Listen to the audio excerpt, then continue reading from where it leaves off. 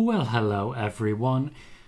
You are back with Tom Colohue live on the Tom Colohue channels, ready for a Raw watch party.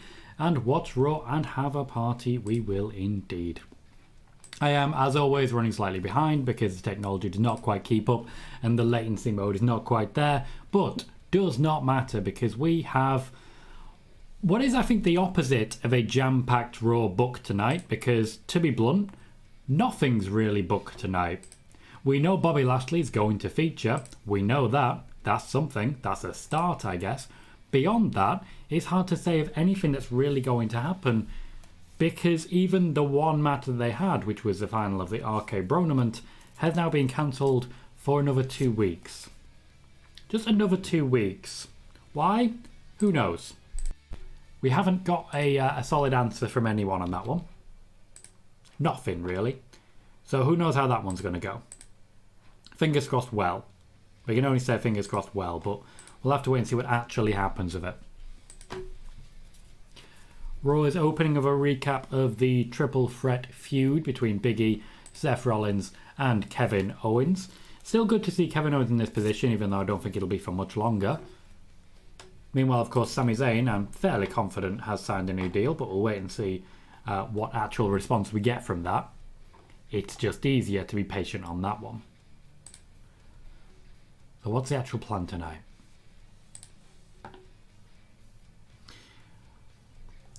They're going quite in depth with this. We know that there's going to be a Bobby Lashley, but Bobby Lashley appeared during the commercial break last week.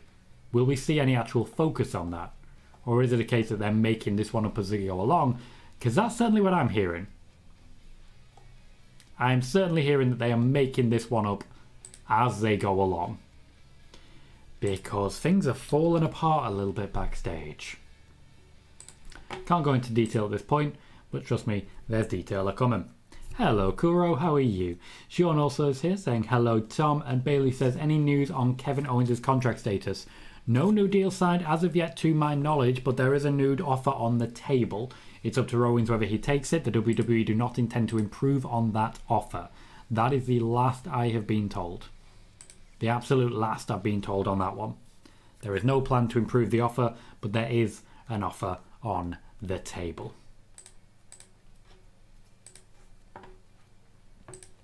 Right, I need to announce the show. We are in St. Paul, Minnesota. Keep an eye out for certain names here because there may be a few missing. There may be more than you expect missing. This show likely is going to be all about Bobby Lashley. This is the time to do that, of course. Bobby Lashley is coming down with MVP. No further members of Hurt Business. Just the three of them so far. Megan says WWE making things up as they go along. Surely not. I know, right? Ridiculous. Scandal. Sean says most believe COVID is the reason why the RK Bronament match was pushed back. I cannot say one way or the other. Interesting that they're missing for 2 weeks. 2 weeks. Vintage Welcome says day one is a bad name for the pay-per-view on January 1st. Why? It's supposed to be the day one of the WrestleMania build. It's all about good old-fashioned WrestleMania.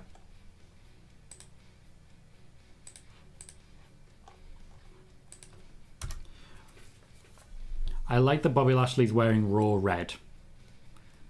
But it's hard to ignore the fact that when last we saw him, he was getting destroyed by Big E.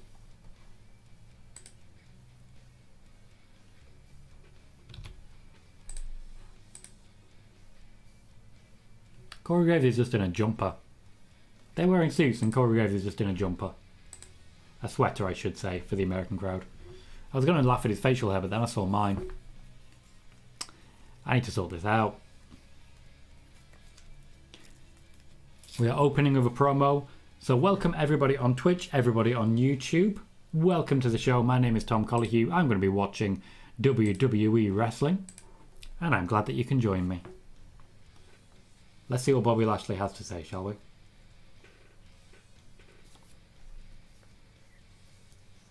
Bobby Lashley is feeling disrespected.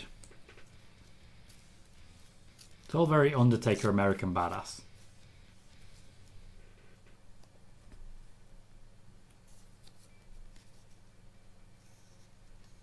Now MVP is correct. Bobby Lashley is the most terrifying man because they released everyone more terrifying.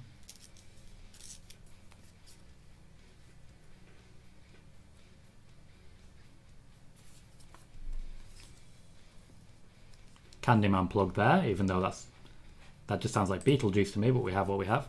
Hello, Someone7. Welcome to the show. Glad you can join us, and thank you for joining on YouTube.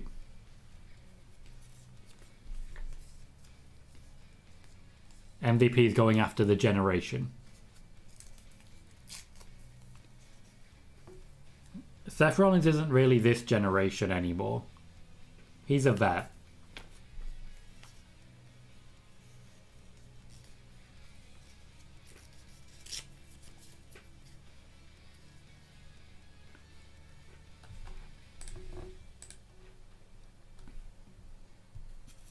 I don't necessarily think not complaining is that wonderful a trait, to be completely honest.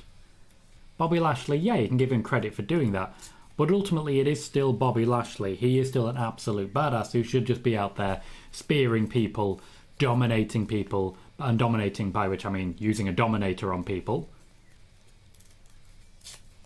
So maybe he should just get out there and start picking fights more often, because it wasn't long ago he was just beating up the Mysterios.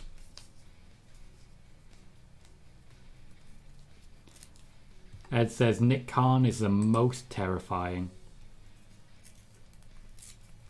Nick Khan has scared many people, to be fair, including The Rock. Megan says Bobby doesn't whine, he just smashes stuff like a raging angry toddler. I get oh god, what's the name?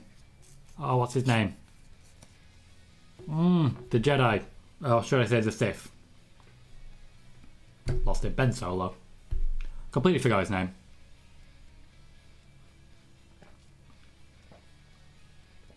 But that's the vibe I get. Played by Adam Driver. I can give you everything but the guy's actual name. Kylo Ren. Thank you, Megan. Knew you'd get it. I get Kylo Ren vibes every now and then. He just throws a tantrum. He's dangerous, but he just throws a tantrum. Kevin Owens heading down to the ring. Talking shit. Standard Kevin Owens.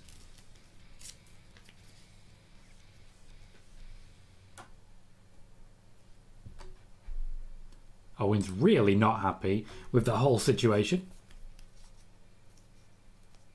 It's a fair point though. Lashley attacked them all from behind when they'd already taken all the damage.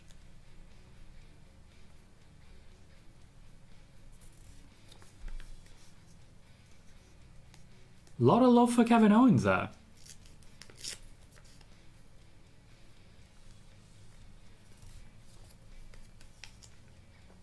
They seem to be softening the heel dynamic for Kevin Owens.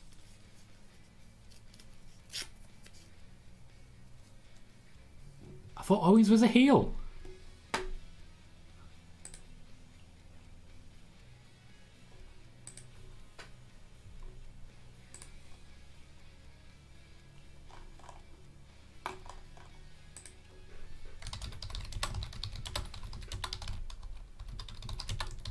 It is a heel again.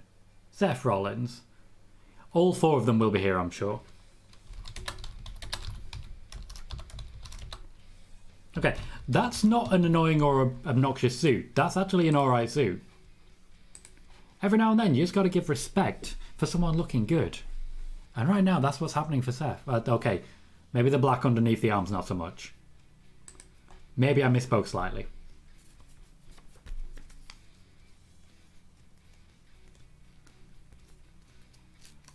Sean says Alexa just posted a tweet asking if fans miss her yet, and she's getting mostly positive responses. Bailey, I agree with that as well, to be completely honest. She's ready, they don't have anything ready for her. And Megan says, nice suit, needs socks. We've been saying that one for a while. The man just really likes having very cold ankles. Assigned as Aaron Rodgers owns Seth Rollins. He'd kind of agree.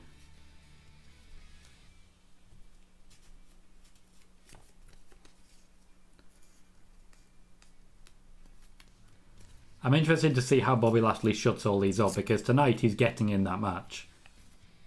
He's getting in that match.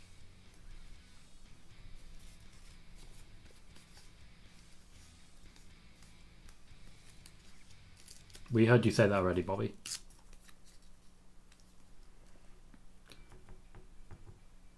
No one seems to want to pick a fight. Where's Big E when we need him?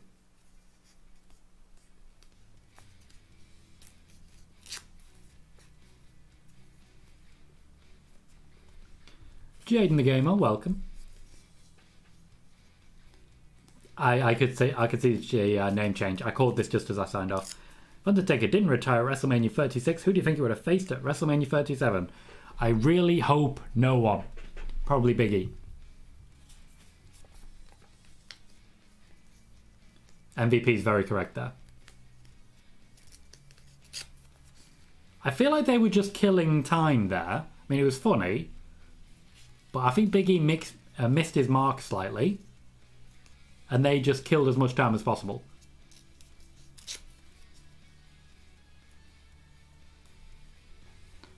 Good response for Big E.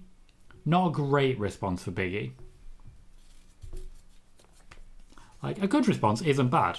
But it's not great.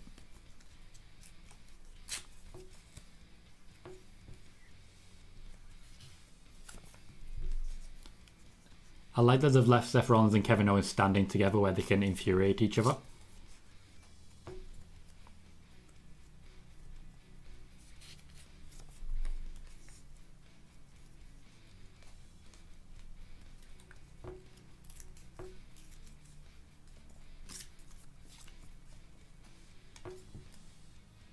Bobby Lashley have an answer for all of this, hopefully.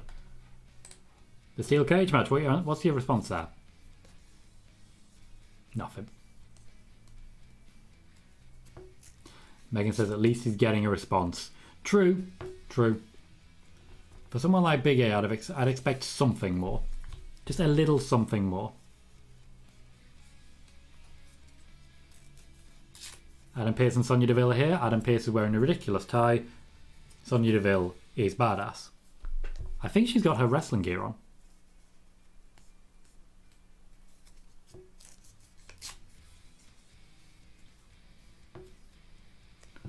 Adam Pearce, we saw SmackDown. You are terrified of Brock Lesnar. We saw it.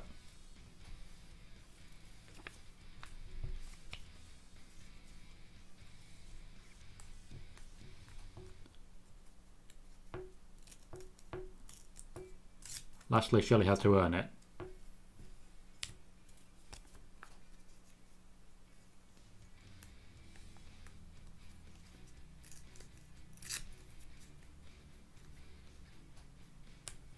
It's interesting having authority figures that can go both ways.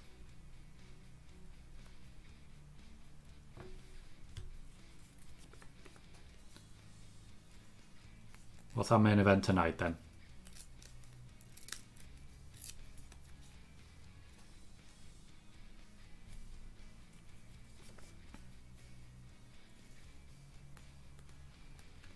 Right, so Bobby Lashley runs the gauntlet tonight. All three of his potential opponents, which he will do via shenanigans amongst the three opponents.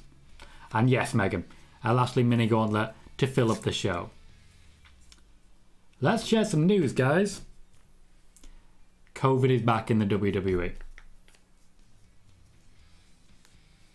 It's taken out quite a few people, particularly as regards undercard and midcard. So there are a few people we're not going to see for a couple of weeks.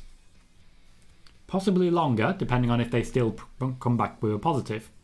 But at least 2 weeks. So certain people are going to have to pull double duty and be more and more involved.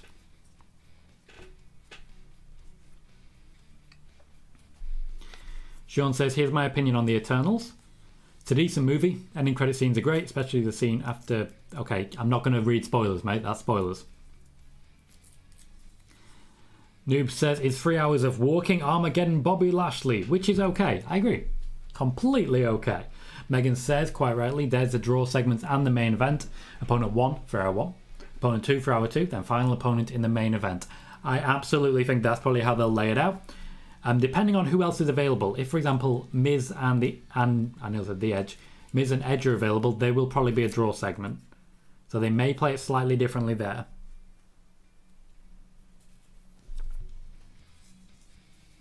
Okay, we have Matt Riddle backstage. And we have Randy Orton backstage.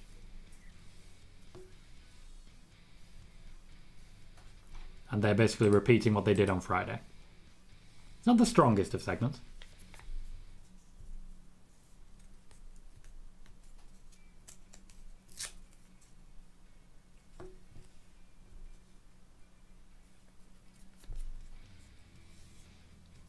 I'm sorry, does Randy Orton have a sore throat? Because it sounds like he's got a sore throat. I'd be worried if he has a sore throat. I really hope he doesn't have a sore throat.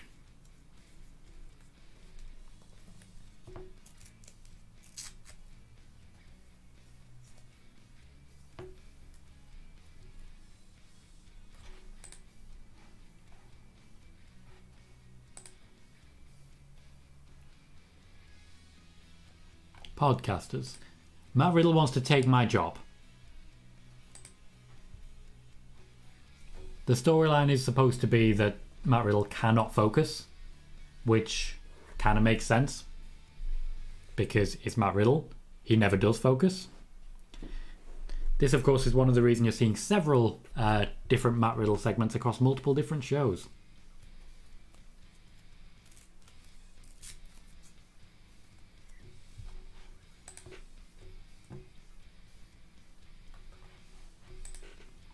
And they're just talking about Jackass. I don't enjoy the segments between these two as much as I used to. They're hit and miss at best most of the time, but lately they've been very, very miss for me. King of Pro says, damn, Bobby versus 3 other people to be added to Fatal 4-Way. I can see it. Bailey says, how about 4 30-minute matches instead? Well, I don't think we'll get 30-minute matches. I think we'll get 3 20-minute matches, though, at the very least. With the 20-minute opening segment, there's at least half of the show. Because that's an hour and 20, not counting commercial breaks, which will take us to about 160.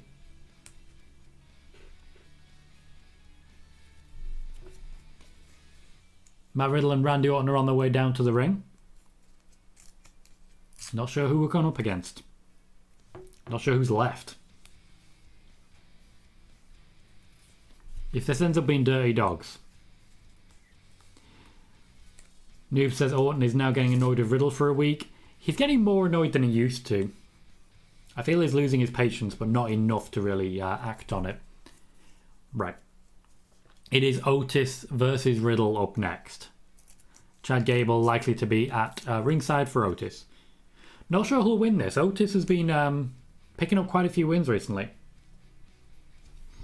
Vintage says, I have a question. Why not more coarse language backstage so that kids can watch?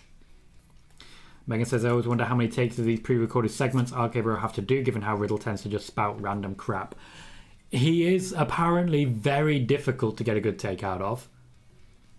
Sometimes they don't reshoot. Sometimes they just take the first one because ultimately they know they're not going to get any better. Jarrett says, COVID better not mess up the Rumble. See how that goes. Better now than then, to be clear, but it's a possibility. Bailey says, is there something in the Raw contract that WWE can't show recorded matches in place of live matches? If any 3 hours needed time, this may be it. Well, it depends how rife it is. I know that COVID is back in the WWE. I can't sit here and say how strong and how many people are down with it. Okay? I know they need to fill some time. But we'll see how it plays. They have shown recorded matches before. If you remember when we first went to empty arenas, they tended to show old matches. So we got to see like a couple of Royal Rumbles, we got to see an Elimination Chamber match, and so on and so forth. We got to see Roman versus Undertaker again, as I recall. So, you know, they can do it, they just choose not to. They would rather give live content because they knew that as soon as you put on a pre-recorded match, people are turning off. And that is a proven fact that happens. People do just switch off. If you are currently watching on YouTube, please remember to hit that thumbs up button. That little like can make a massive difference to the show, to the growth of the show, to our subscriber base. And of course, if you are new and have not hit subscribe yet, please consider doing so. It does make a massive difference and I would very much appreciate it. In the meantime, we're starting our opening match, Riddle versus Otis. I'm confident we will see Bobby Lashley again before the hour is out.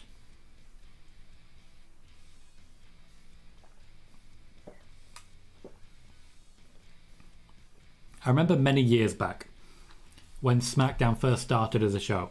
Triple H was the champion. He was about to go into a 6-pack challenge where he would take on The Big Show, The Rock, Steve Austin, The Undertaker, and I believe Kane. It wasn't Steve Austin, it was Kurt Angle. I think it was Kurt Angle. Because Steve Austin was the enforcer. And on the night before, well, 3 nights before on SmackDown, he faced every single one of them. So in a 2-hour show, he had 5 matches and an opening segment. He was more than half the show. Megan says, quick question, how is it possible that Christmas Day is next week? 11 days away for us, Megan. For those in the US, 12. It's this close.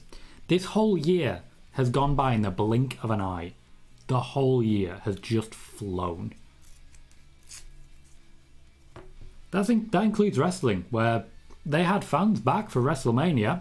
It still feels like they've only just come back. It really does. We will see if we end up with crowds, pardon me, going away again. I don't think we will. I think most people around the world are now living in a post-COVID environment, even though COVID has not gone anywhere. But I think people have made their choice. And I kind of get it. Over here in the UK, we have very specific reasons why people have decided not to really care anymore. Most of them are political.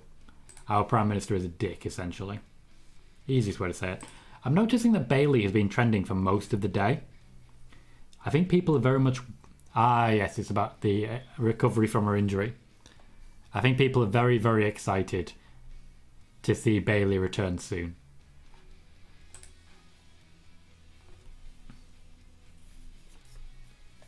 Sonya Deville is laying down the exposition.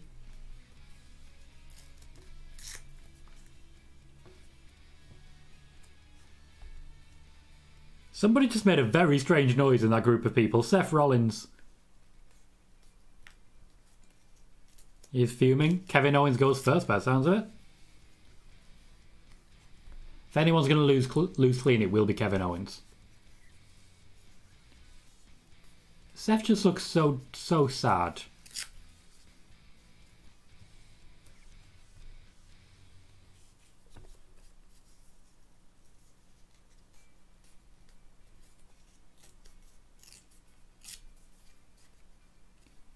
Big E literally just cut a promo. I promise you, at day 1, they know where you're going to wrestle.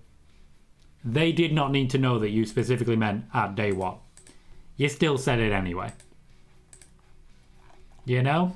You know? You know. Otis got half a jobber's entrance.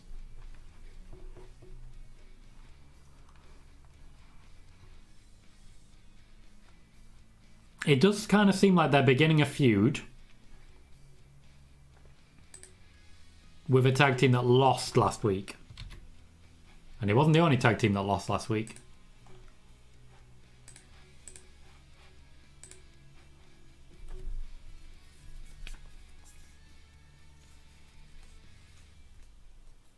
It does mean we get some unique combinations.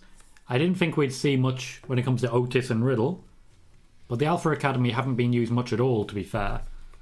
They needed something new for them. Something different. Something that would convince us that they were worth investing in. At least putting them in a match is a good start. It's promising. It's worth paying attention to. But I don't think this is going to go anywhere beyond this 2 weeks. Because ultimately, when they're back from COVID, we will continue with business as usual.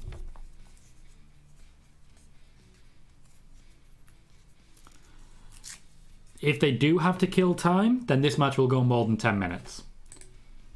Outside of this sort of situation, you wouldn't expect this match to be more than 10 minutes.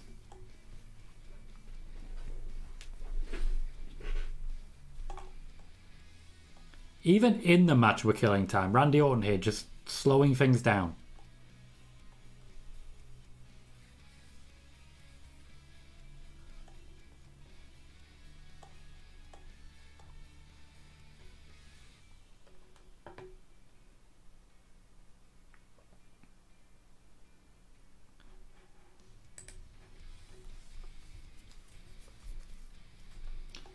Megan says, as regards Christmas, I'm not ready for it, although I do get my COVID booster on Thursday, and that's something I am ready for. I'm going to wait a couple more days, because essentially I want to make sure other people in my area can get it first, and we don't have much in the way of supply locally, so I'm going to wait a couple more days, but it'll be on my agenda. Wiggly says, Otis about the beard seems not normal. It's not changed. Yeah, since he shaved, every time I see him, I'm like, what is going on? I don't feel comfortable with it. Megan says the last time Owens beat Lashley clean was in October 2018. Last time he won via DQ was December 2019. Lashley in 2018 was very interesting. He lost a lot of matches. He wasn't a big deal. Bailey says that's a very dark background for the audience, probably a smaller crowd. Yeah. Yeah, they have not sold a great amount of tickets. I'm looking at pictures now, and there are definitely some very big gaps when it comes to the hard cam side. In fact, there is no one on the hard cam side.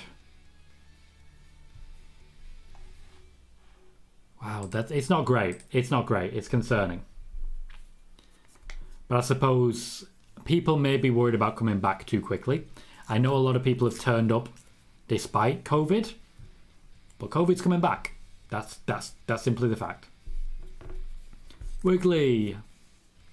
You alright, mate? I did read something from you earlier, but I forgot to say hi. Says if you squint, Otis looks a bit like Brock Lesnar. You're squinting pretty hard, mate. That's all I'm saying. Megan says Seth and Bobby have only gone 1v1 twice. World Cup tournament round 1 at Crown Jewel, which Seth won.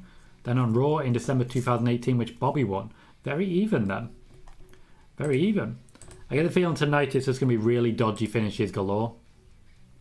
I don't expect they're going to make anything of it.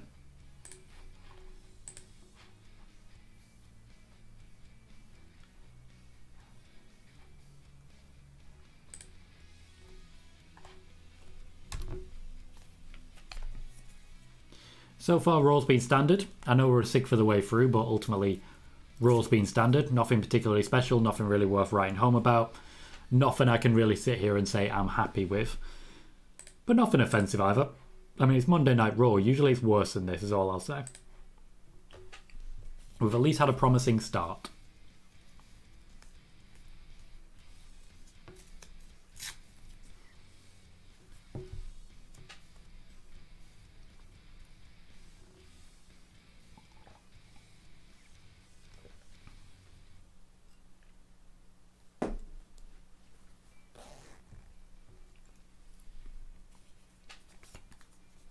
One thing I do want to speak about, as it's very close to Christmas, I want to talk a little bit about plans for streams on Christmas.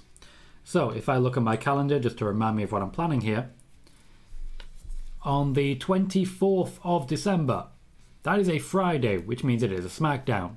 I will not be streaming on the 24th of December. I have other plans. On the 31st of December, that is a Friday. That means that we will have SmackDown. I will not be streaming for SmackDown.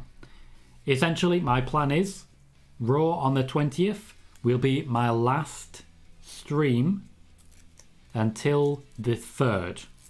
So until Monday the 3rd, at which point we will return and we will have business as usual.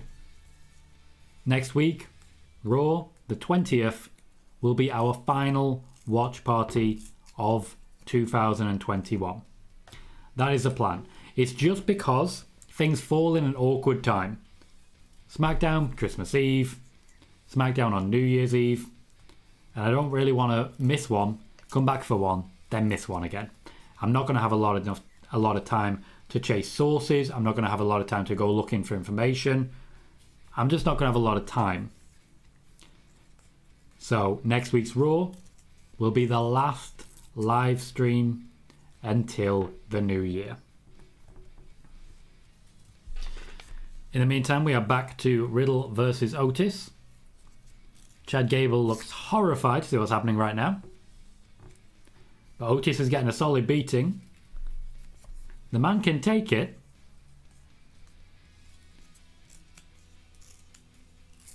Good catch. Otis is very good at catching people, what can I say?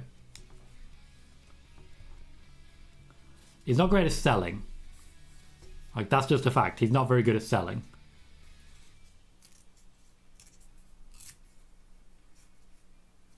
He's not going down either. Which I always like to see. It's been a while since we've had a wrestler who just doesn't go down.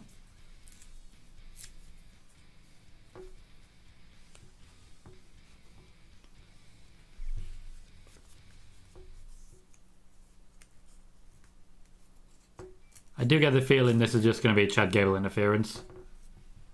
There's a reason Randy Orton just took his top off. Went for an RKO.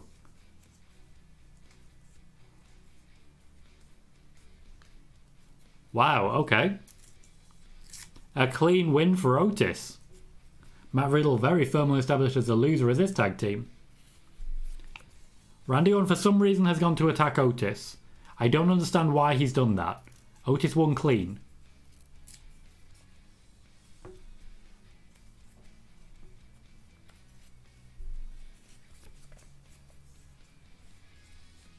Randy Orton giving Otis the rub.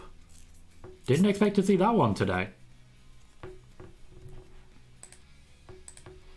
Randy Orton is of course still working with some of the younger up and coming talent. So even though Chad Gable still does very little and actually achieves very little, unfortunately, Otis seems to be catching the eye. Wiggly says, yeah, the Omicron is spreading. Hope it doesn't spread in the US. It will. Had my booster a couple of weeks ago. The NHS website crashed entirely here, so we are where we are. Jarrett says, speculation here, but Street Profits are at the Sports Illustrated Awards with Sasha, Belair, Dana, and a few others. Obviously speculation, though. I think if we see Bianca Belair wrestle today, because we're seeing a vignette of her right now, I think that shows that Street Profits aren't infected. But we'll have to wait and see on that one. Wiggly says, what's everyone's favourite Christmas movie? For me, no question, Muppets Christmas Carol. It's a work of art and even Michael Caine thinks so. Bianca Belair is indeed heading down. KJ says they just put everyone on the camera side, the side that the camera is facing. They did. There is no one on hard cam side. Everyone is just facing away, as it were. Megan says, as for Big E and Lashley, Lashley has never won against Big E, which is a good record to have. Megan agrees with me about Muppets Christmas Carol. Wiggly also mentions that, but then mentions like 4 others, so they're all completely irrelevant. And Larry says, The Great Escape. Jaden the Gamer has said, who is the best wrestler right now out of these 3? Roman Reigns, Kenny Omega, and CM Punk. The best wrestler is Kenny Omega. If we're just talking wrestling, it's Kenny Omega. Best storyteller right now is Roman Reigns. Wiggly's asking what music is playing in the background. It is some free music I downloaded from the YouTube collection.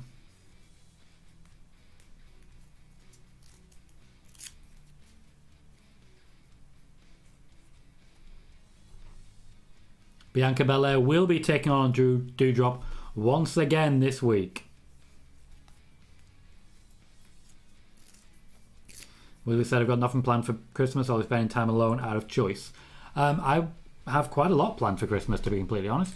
More than I expected, certainly. Things have changed recently. And I have invites to 4 different Christmas dinners. I'm starting to suspect I might be popular. I don't know how that happened, but here we are. Lara says, quite right. Can't watch wrestling on Christmas Eve. Father Christmas hates WWE and won't leave any presents. Yeah, if I'm still awake, ain't no one coming down my imaginary chimney. That's all I'm saying. That's all I'm saying. You've hit the nail on the head there, Larry, and I appreciate that.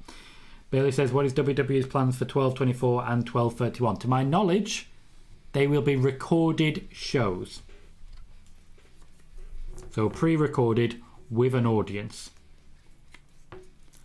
That's what I've been told so far. They haven't received any message that they'll be working those days. Noob reminds us that Orton RKO'd Nia Jax at the Royal Rumble 2 years ago. Good times, good times. Wiggly suggested the return of the Thunderdome. Don't see it. Don't see it. Megan is saying apparently 12/31 will be a year in review show on FS1. And 24/12 show is getting recorded later this week. Ooh, Sean's favourite Christmas movie is Home Alone.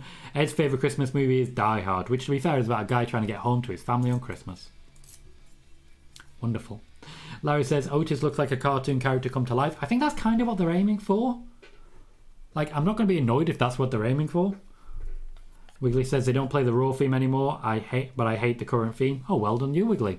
It's for you. Noob says it better not end in another count out. I can see it ending in DQ this week, to be honest with you. I think we all know it's coming. Wiggly, I don't think we get tribute to the troops. Bear is here. Your favourite Xmas movie is Home Alone 2. Is it because it's got Donald Trump in? Are you a big Trump mark? You're a big Trump fan. How you doing, man? And Wiggly says if Omicron spread a fair bit, surely they'd have to stop audiences. No. But it depends how much this spread.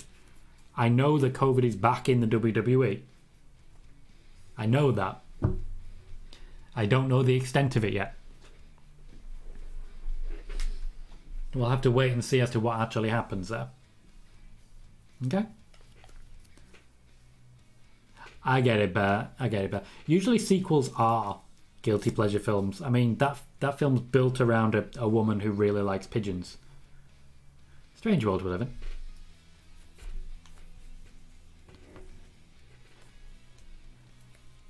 Larry says the best Christmas film was Life of Brian. He is not the Messiah, though. Do you worship the gourd or do you worship the shoe? That's the important questions I always ask people who've watched Life of Brian. I feel sorry for Brian.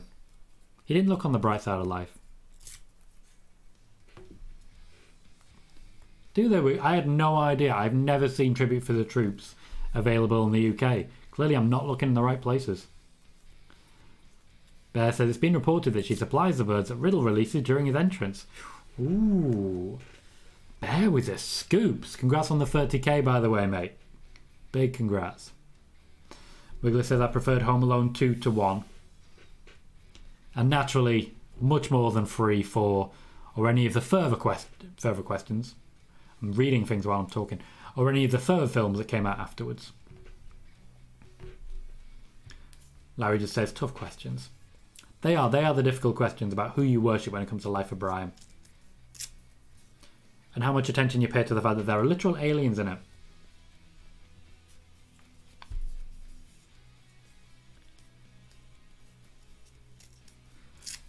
Okay, they may have trademarked Piper Niven, but Dewdrop clearly has some more audio in her music now, which suggests she may be keeping it.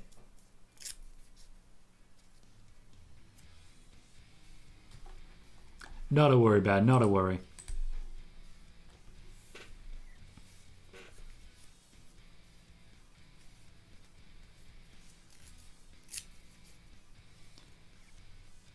It's not the best reason to turn heel from Dewdrop.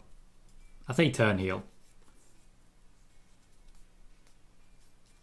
Basically, she's jealous of the person who's actually popular.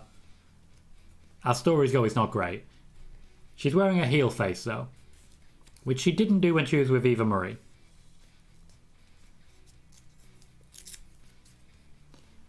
There is a very big difference between face and heel face, and it's something that we need to respect.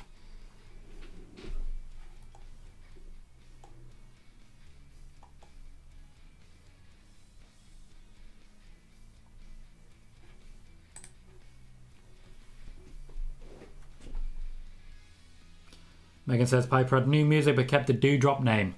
Ugh. I get you. They doubled down on it. KJ says Raw is trending #1 in the US for the first time in a long time. Maybe it's the Bobby Lashley effect.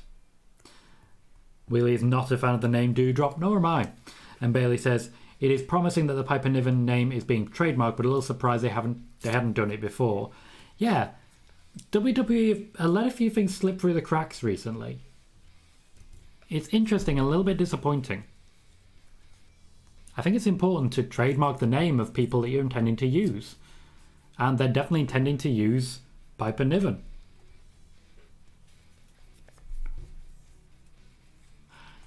Megan, the fishnets have been a source of rage for Piper for a long time. They just will not stay standing, essentially. They ladder every time she comes down to the ring. This really was supposed to be the feud between Bianca Belair and Nia Jax. They're playing it exactly how they were planning to do it with Nia.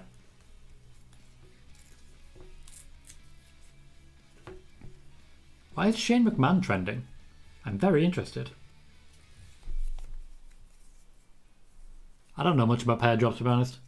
Right. They are teasing the slam. If you remember, we've been talking about this. The WWE wanted the visual of Bianca Belair slamming Nia Jax. They don't have Nia Jax anymore, so I'm guessing Doudrop's the one. They want the visual of the slam.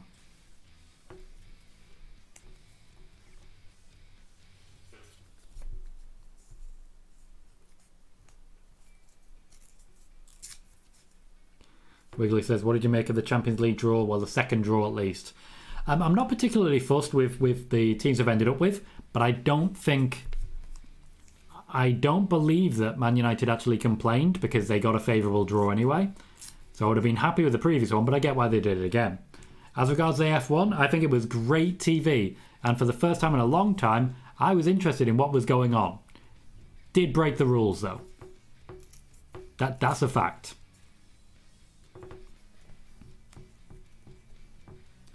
Yes, Alexa Bliss likes to tease us on Mondays. She will be back, and she will be back fairly soon. They could have used her this week. They really could. What the hell was that supposed to be? That... I'm just going to call that a botch, because she literally just laid on her head. Bailey says, Shane is trending because an interviewer claimed the Young Bucks are the first to bring sneakers into wrestling, and Shane was on this years ago. He was, there is no question. Shane's sneakers are legendary. Top Dollar had no issue with Shane McMahon. Basically, Top Dollar was just trying to build to a feud with Shane McMahon. Noob says, here's some matches that'll be awesome for WrestleMania. Bianca Belair versus Doudrop doing the KOD in front of a bigger stage. This ain't a WrestleMania match. And Bear says F1 Twitter was so salty on Sunday. I get it. I get it. Like, the rules were being broken. But it will guarantee them. It will guarantee them more viewers next year, because all of the things I dislike about F1 weren't there this year. This particular race, they weren't there. Everything I disliked, completely taken out the window. The fact that it came down to an actual straight one-lap race is incredible. Will never happen again. Shouldn't have happened this time.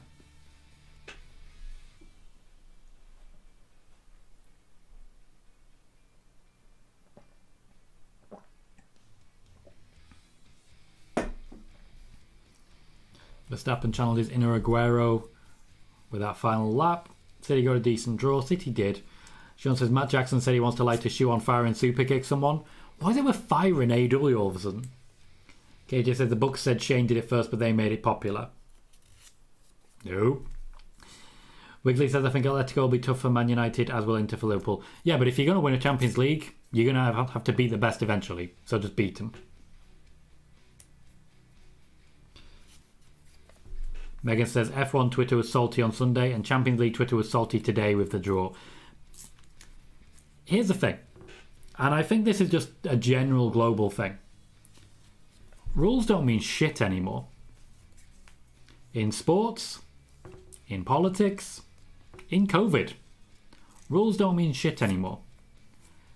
Everyone in the world has reached the point where they're like, okay, but I'll do whatever I want to do. And that's been the case for a while. I think that's where we are now. KJ says, I think Otis is from where they are tonight. And he won, he broke the curse. I didn't know he was from Minnesota. That makes sense. And Wiggly says, the F1 was nail-biting stuff. Had Lewis won, I'm sure he would have been nominated for Sports Personality of the Year. Yeah, he would have been. Not so much now.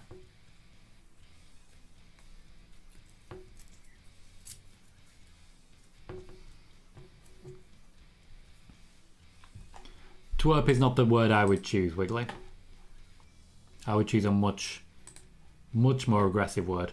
What I have just noticed is that apparently New Zealand are banning tobacco, which is really cool. Just really cool.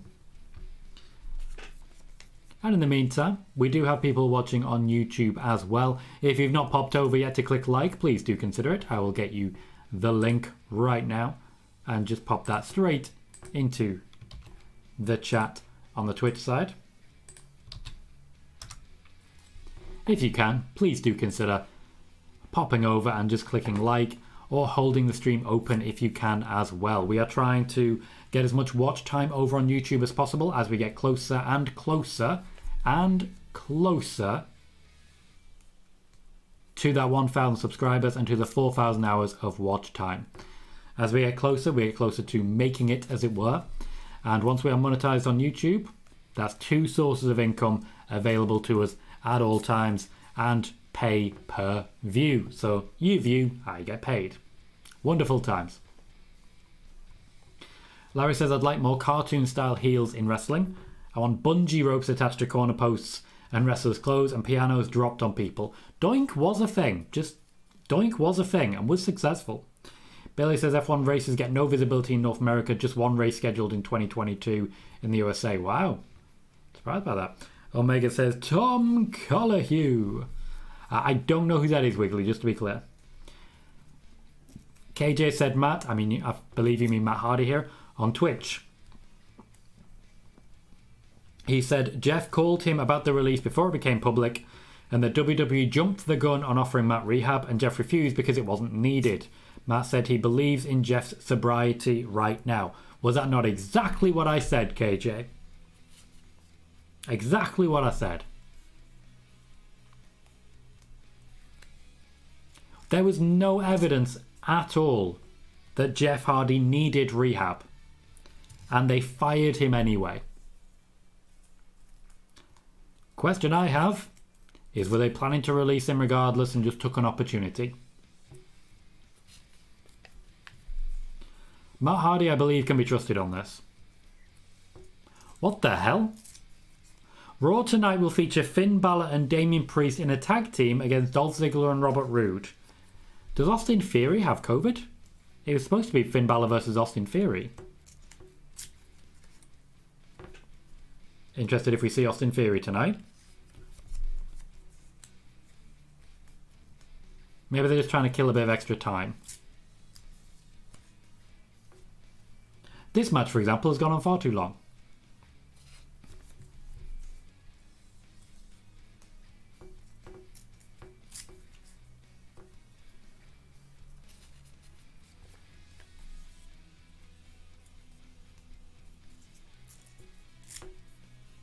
Oh, Dangerous Suplex and Doudrop. That is genuinely the name of that, by the way. It's called the Dangerous Suplex. KJ says, as I said, man, and you did, WWE screwed up due to assuming he was messed up. I agree.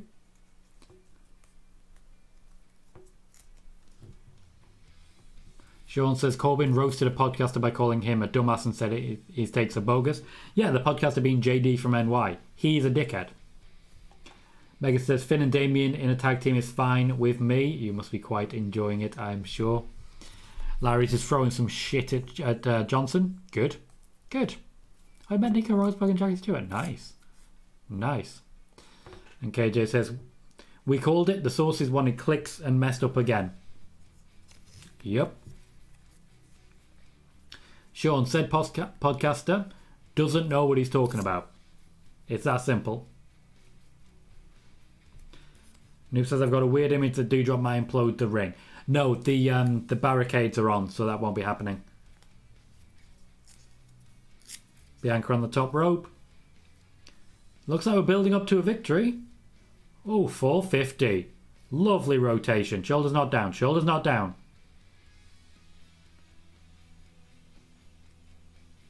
Doudrop lost. I would like to see a replay because I'm pretty sure in that 450 the knees came down early. Can't say for certain, but I think those knees came down early. They're not showing us Doudrop now.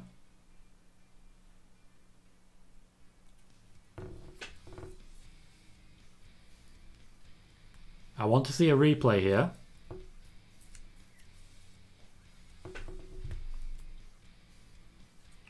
Right, we're getting a replay of the powerbomb, which was with help. Do we have a slow-mo on the... No, she's fine. She's fine. That was just good selling. Just good selling from Doudrop. Oh, no. Oh, that angle was slightly different. Oh. No, the knee did come down early. That hit Doudrop in the face. That's gotta hurt. No wonder this shoulder didn't come down quick enough.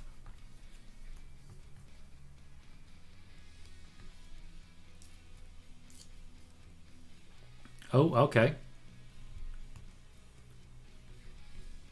Doudrop on the attack. Guess this is still going. Wiggly says I might try to go to Monaco next year in Silverstone. Not actually an F1 fan, but would like to go to it. Yeah, my brother-in-law's a fan, and that's the only reason that I got into it, and I'm not really that into it. Megan says, please just let me enjoy my eye candy from a respectable distance. Okay.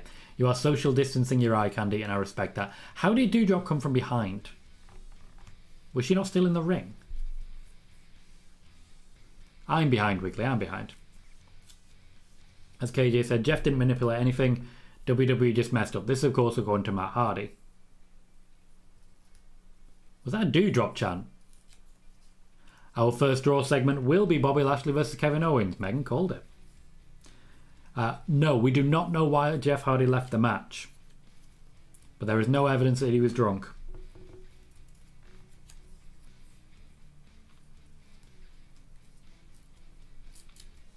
I don't believe Bryan Danielson would go to Qatar, Wiggly. Interesting. Okay, we're back to Kevin Owens as a heel again. Well, what was the point then?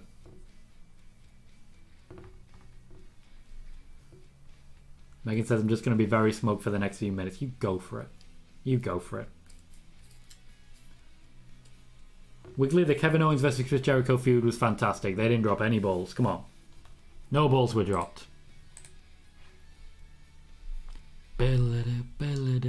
Pew.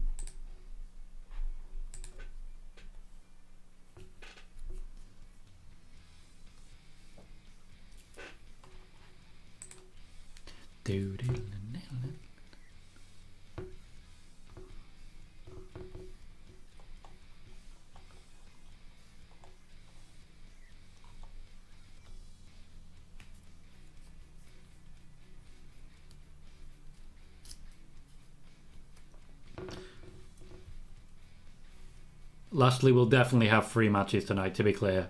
Kevin Owens has no chance of winning this match. No chance.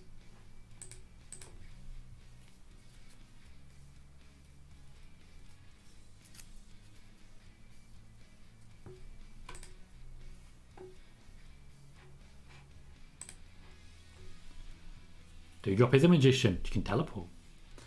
Wiggly says an announcement was made official. Ari Bryan in Qatar. Super Slam 3 in March. We'll see how that goes. Same promoter said Moxley was going to be an earlier show. Right, fair enough. Bear said Lashley, so I'm cool with it. He's going to have a great time. He's going to have a great time with this. And they do have some time to kill all of a sudden. Quite a lot of time to kill all of a sudden. That tag team match, though. Balor and Priest. Is this the beginning of the Balor versus Priest build? Because I'm pretty sure that's coming. No, Larry, there has never been a socialist workers' cooperative wrestling company. Wrestling companies, by and large, are not socialist, they are capitalist. Largely because most of them are based around Vince McMahon.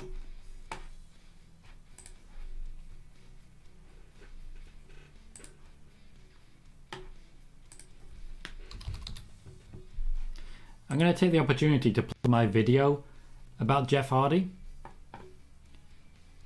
Because if Matt Hardy's just basically confirmed what I was saying, then I want to take that opportunity.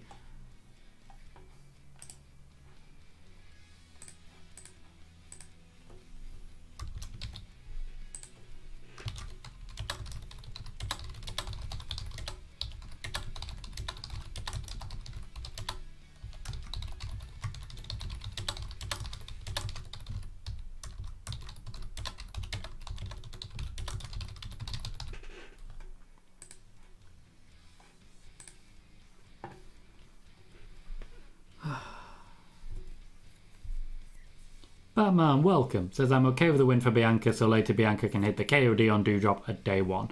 Very possible at this point. I certainly don't think we're going all the way to Mania. I don't even think we're going all the way to Royal Rumble. But it's a good in the meantime feud. Just keeps us busy for a little while. And honestly, it's keeping Bianca Belair and Doudrop on TV. Which is sometimes enough. Sometimes you just need to make sure everyone stays in prominence.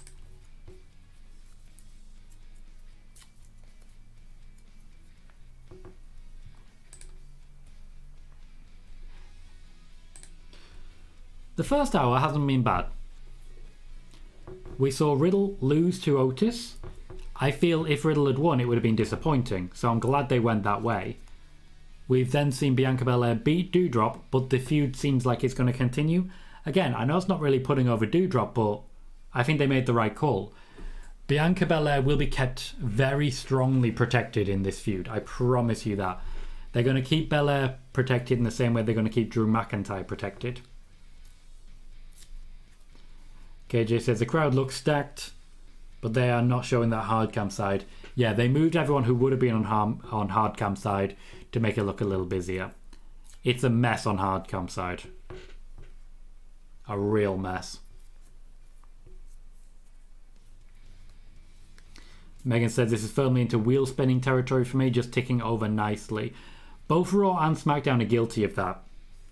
Day one, that's when things will start changing. That's when things will start changing.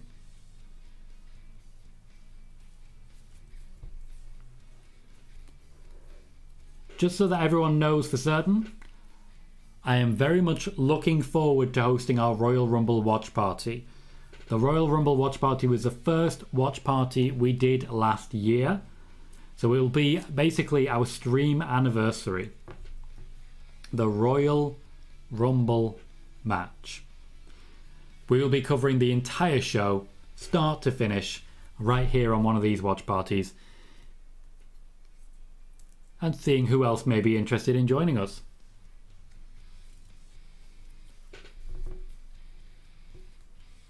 We're having a check at all the potentials in WWE nil. This is another one of the new recruitment methods that the WWE are engaging in. Bringing in athletes to start wrestling. They have quite a group here.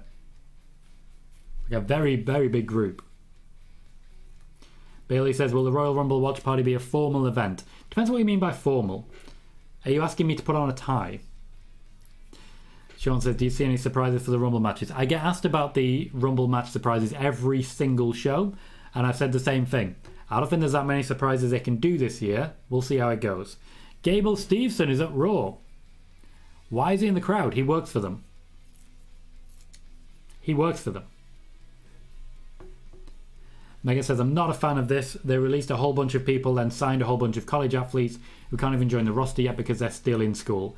Yep, they'll be cheaper, and they will always already have some credibility, as it were. That's the hope with it. Wiggly says, I remember when Channel 4 showed the Royal Rumble on a tape delay and had commercial breaks. That sucked and was also awesome. Kevin Owens was not happy with Gable Steveson getting all that attention there. Not happy at all. Batman said, who is going to fight Becky Lynch at the Royal Rumble? Probably no one. Maybe Liv Morgan again. I'd have no issue with that.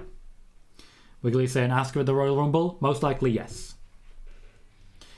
Megan says, out of all the pay-per-view events, I want to go to the Rumble most of all. For me, the Royal Rumble is the one. You know how we the one? The Royal Rumble is the one. Of all the events, that's the one I look forward to most. That's the one I get most excited for. We will have ourselves one hell of an event. Larry's suggesting that Nikki Cross and Doudrop could make a good tag team. Be great if they could go full on Glasgow accents nobody understands. Several people in WWE have had some accent training as part of their mic work. Wiggly said he worked for them, but they made him pay for his ticket. Fair. KJ says Gable is going to be a star. He absolutely will. And Wiggly says I went to WrestleMania 31. That's a good one to go to. Megan says I don't know enough about the US college funding system to say for sure, which is fair. Neither do I. And Batman says, when do you think we'll see Bianca versus Rhea? Soon. I can't give a direct answer on that one. The only thing I can say for sure is that it will happen soon. So Lashley is starting. Actually, he's starting by giving Gable Steveson a fist bump.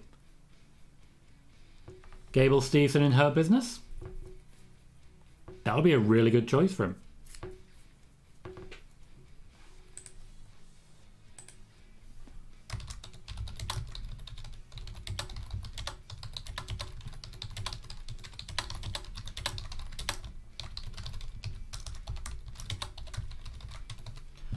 Bobby Lashley's going to bankrupt him with Pyro today, tell you that.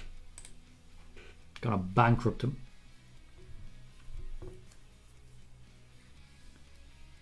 The rules changed in July. Athletes can earn money based on name, image and likeness but can't be paid by the schools. Ooh, okay.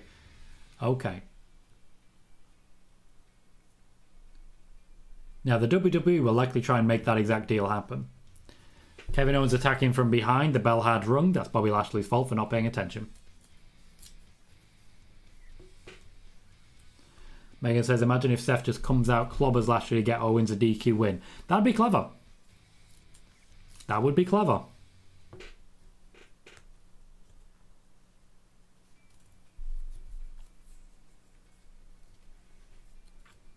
We'll have to switch the names a little bit because I've actually stopped and thought about that. He'd have to attack Owens. Yeah, there it is. Which, to be fair, he would like to do. They should have made a deal on this already. It's something Seth would do.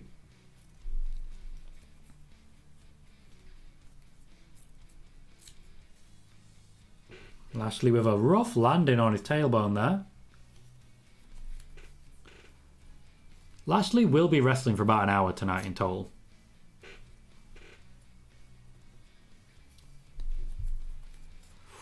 When you factor in commercial breaks and the opening segment, Lashley is at least half the show. Megan says it would make sense. I feel it would be more likely if they had less show to fill. Yeah. I never understand why they always do this when it's like, this person will face 3 people and then they have them face all 3 people. No. I'm sorry, did Bobby Lashley just do the Braun Strowman choo-choo? I always feel if you're going to go into a gauntlet against like 3 opponents, losing to the first would have a much bigger impact. If Lashley lost to Kevin Owens right now, Kevin Owens, megastar. Wrong person for it though. Now imagine for a moment that he starts with Big E, and Big E beats him clean from the off. Big E megastar. Bailey says, in addition to whatever money they get, the WWE offering them access to the Performance Center and media training seminars. Right, so WWE aren't really thinking long term here. They're just thinking getting them, using them, and then whenever they move on, they move on. Interesting.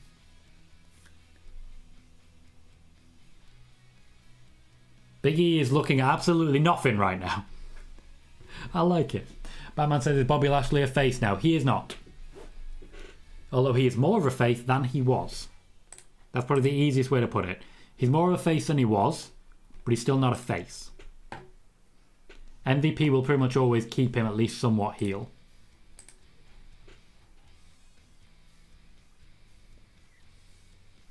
We will get Miz TV tonight. They're saying special edition. No sign of Edge in that listing, but we do have Maurice coming back. which naturally, I'm very happy with that.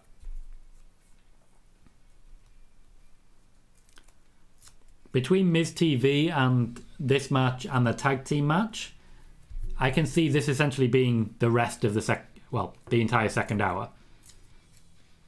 Dirty Dogs versus Priest and Balor, Miz TV, and then of course Lashley versus Rollins for the second hour draw segment. We get Becky opening the third hour, if she's there. They haven't advertised anything featuring Becky or Liv, of course.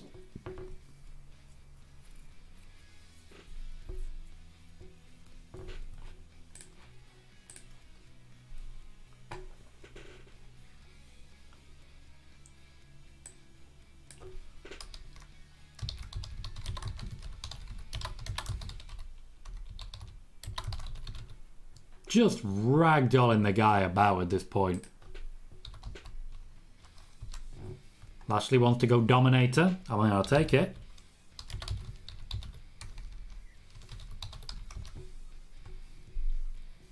Even the roll-ups look dangerous at this point. It's a very red screen. Oh, that Spinebuster's always glorious.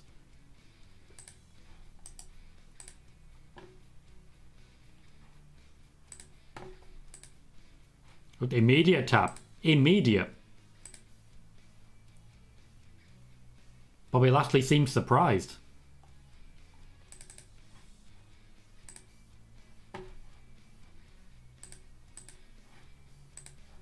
He's saving himself.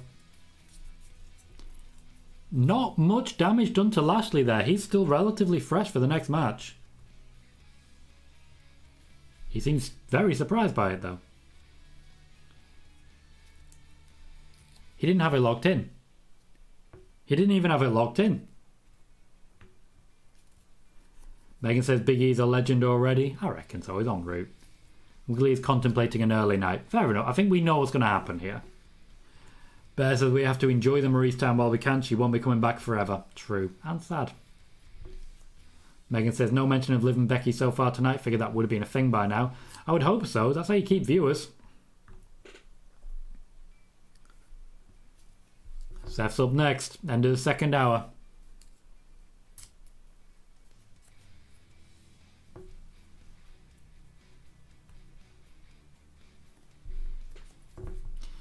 Sean says Kevin taps before the hold was fully locked in. He did. He's scarpered. KJ, Kevin Owens does not tap very often. However, he is a heels tap. As a general rule, heels tap. Okay, here's Liv Morgan.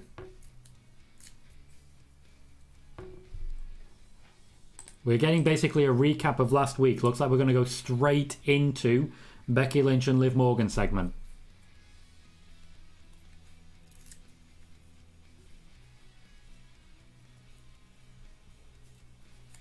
This is how you build someone.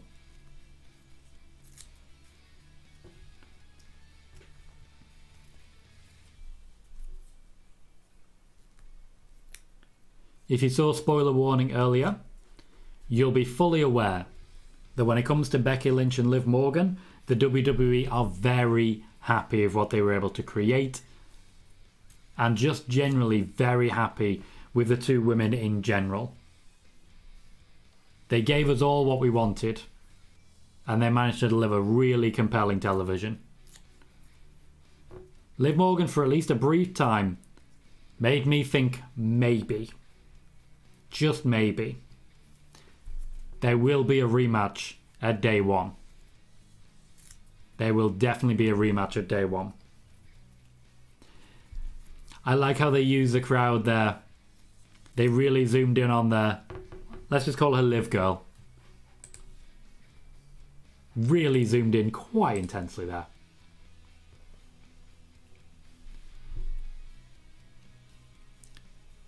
Becky is on her way down. Hello Asmita, welcome to the show. Bear says, I know people are upset Liv didn't win, but that's the point. Save the big moment for the big time. We did speak about this right before... What the hell is she wearing? She's dressed to wrestle. She is dressed to wrestle. We did speak about this before Raw last week. Becky Lynch was on a mission to make sure Liv Morgan benefit hugely from that match. Hugely for it. So far, I've got to say, Becky Lynch has been very successful. There's been a bit of a competition between Becky Lynch and Charlotte Flair to elevate the person they're feuding with more than the other one. Becky's very clearly winning. Very clearly winning. Toni Storm, unfortunately, not getting the rub of the green from Charlotte, not getting the rub of the green at all. Getting a lot of pie in her face, though. Basically the same thing, sure.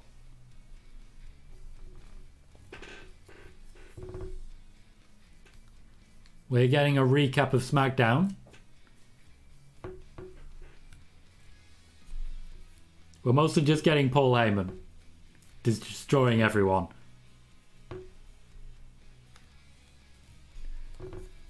They've really made it look like Heyman and Brock Lesnar reunited there.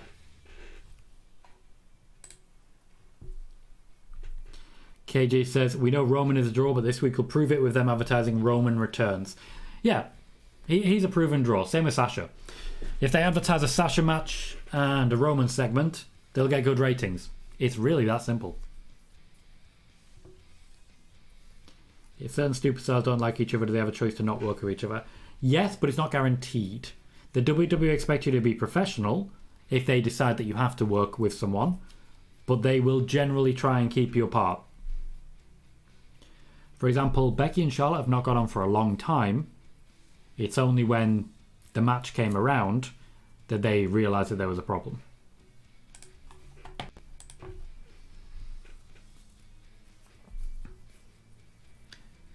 If you are currently watching on Twitch, please do remember that you can click that follow button. And when you do that, you will get a live notification every time we go live for Raw, SmackDown watch parties and for our spoiler warning news show. If you're watching on YouTube, please do consider hitting subscribe and hit like on the video as well to help us grow. I'm Tom Colohue. I'm a pro wrestling journalist who works freelance and with PW Torch. I'm here to break down what's going on Raw and probably the big news, which is that COVID is back in the WWE. It is back and it is strong.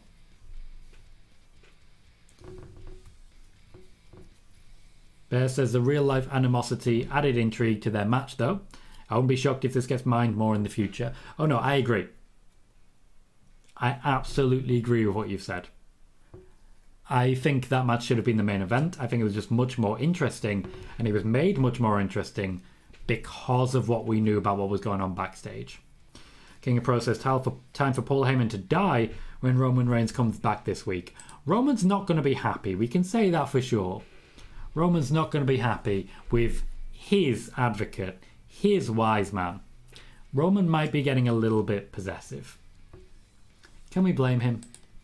Can we really blame him? I don't think we can.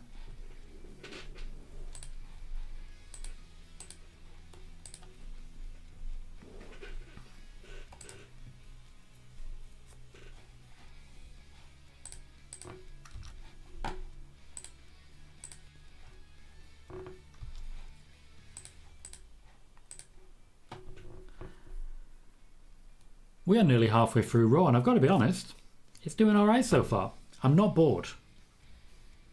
As long as I'm not bored, I'm feeling good.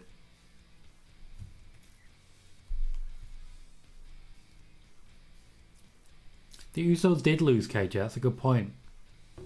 Lost to the New Day. Roman probably not going to be happy with anyone. If KJ says Jeff Hardy and Morrison are still featured in the Veer package. They are. This Veer package has been the same Veer package since the Veer packages started.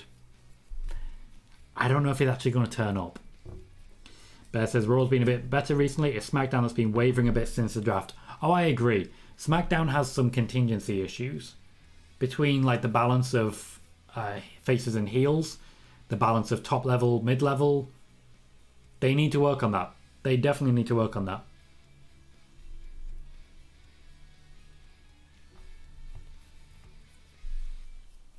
It's the fact that this whole Veer segment is literally just the guy turning round. Just the guy turning round. Veer Mahan is coming to Raw. Eventually. Becky Lynch has shoulder spikes, which is cool. I'd like to know what this symbol means. It's not a catchphrase I'm going to get behind, gotta be honest. Batman says, why do you think Bianca did not win the NXT Championship? She moved up when she wasn't the story. And then became the story elsewhere.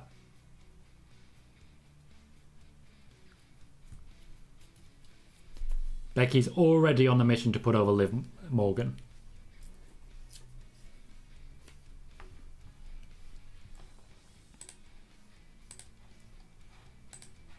So much gloating from Becky. This is how you do it.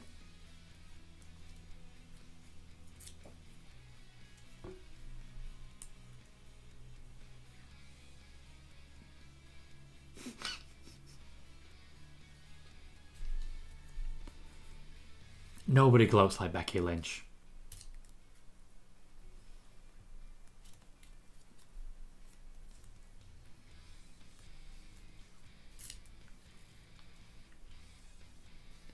Becky Lynch makes a compelling point there. You may suggest you're looking at the fans and shouting the word fickle at them.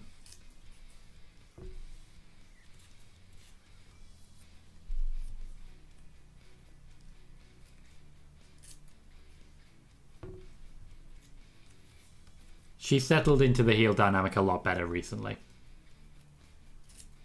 I think the fans realised they weren't going to turn her back. WWE doubled down. That's worked well for them.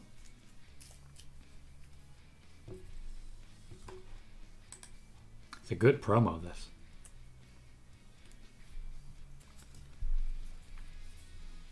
KJ, horse's mouth. I've spoken to Triple H about this. He does love his homegrown talent. But he does get told who to make champions. He doesn't have sole control over NXT.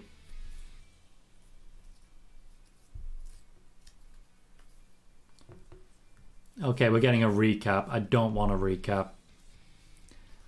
Okay, we're not getting a recap. We're getting a picture of that kid.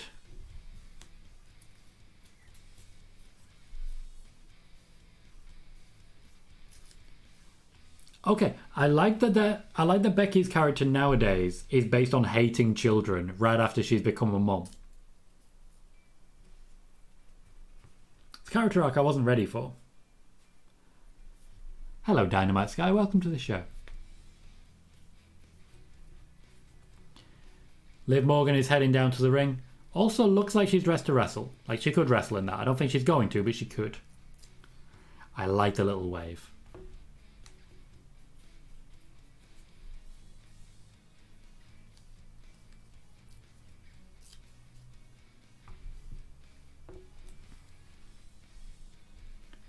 Confident delivery from Morgan.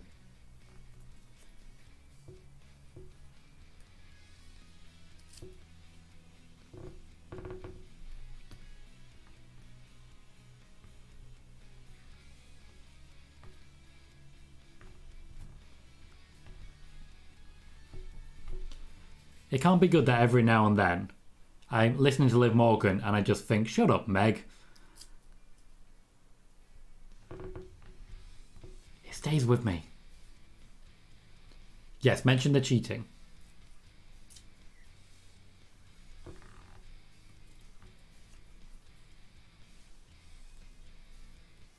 Focusing on the cheat, which is right.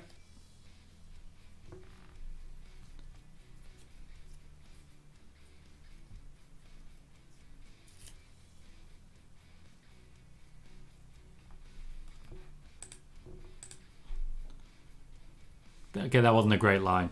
You are the best at cheating. You can do better.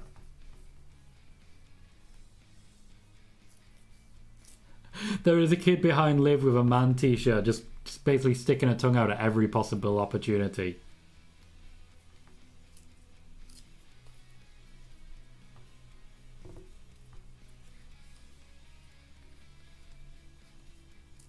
interacting directly with the crowd, which can be an issue.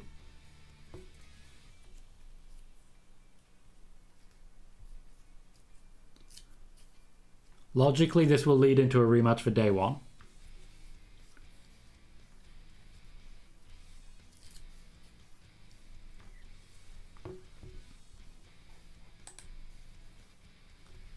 Sean says Becky got better on the mic when she became the man. She did. Confidence matters. Confidence makes a really big difference.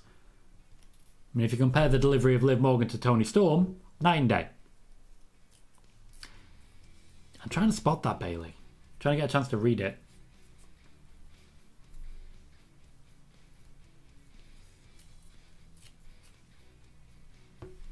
Begins with a P, I can say that for certain.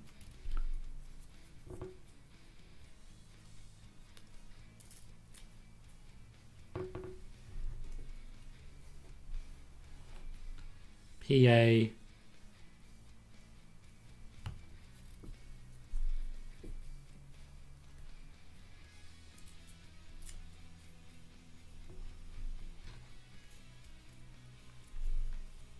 Essentially, Becky's argument is be ready for cheating. She sounds quite similar to Vince McMahon, who we haven't seen tonight.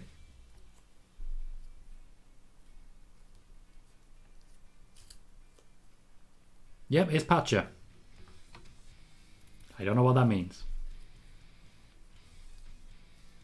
Liv coming to pick a fight. No wonder they're both dressed to wrestle.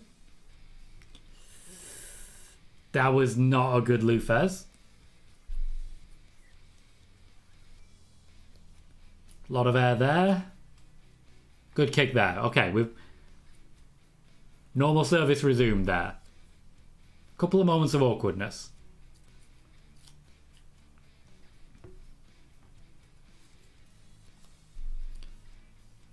These two are not going to be easy to separate.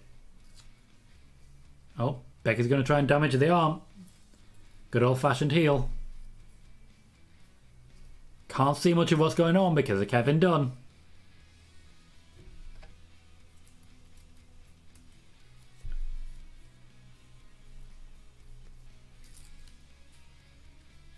Good selling from Liv. I like the slight scream, just a little scream.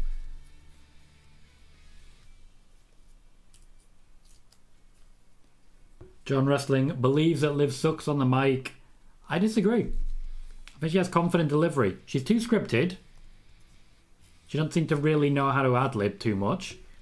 But she's a lot better than quite a lot of the other people in the division.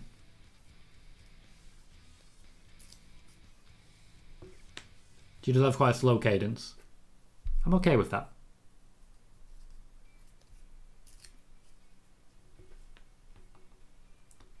Interesting from Becky saying there's no able-bodied women to challenge.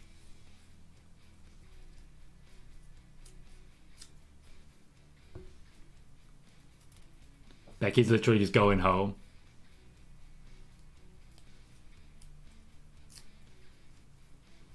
I like that. She's just going home.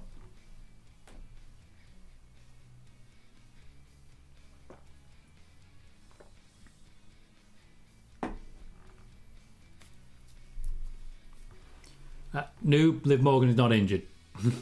Relax, man. Liv Morgan is not injured. She's got an owie. She's got an owie. Okay, we're talking RK Broneman.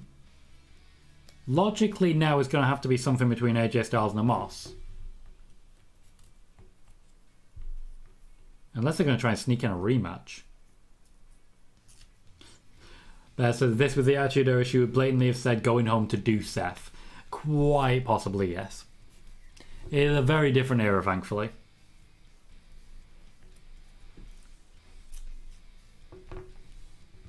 Although, to be fair, I think we all remember when Lacey Evans had Seth's name on her arse. Like, full on the butt. I did forget that Omos walked away last week. Are we just going to have a load of vignettes of AJ Styles wandering around backstage shouting his name, hoping that they find him? Oh, we actually might be.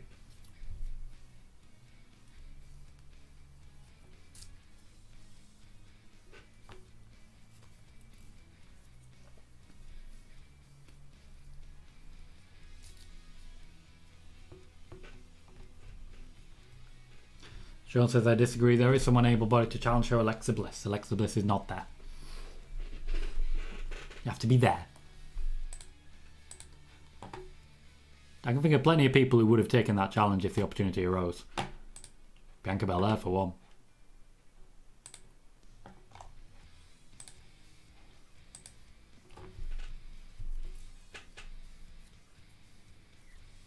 AJ's playing up to the breakup here.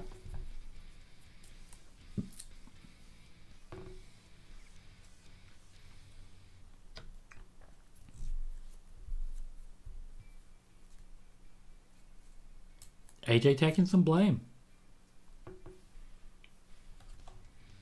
He's maturing.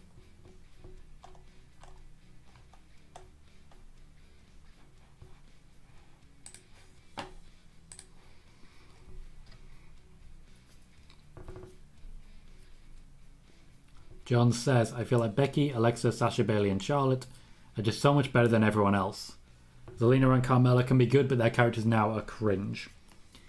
I get what you're saying. I think we have some very good talkers. I don't think Sasha's one of them.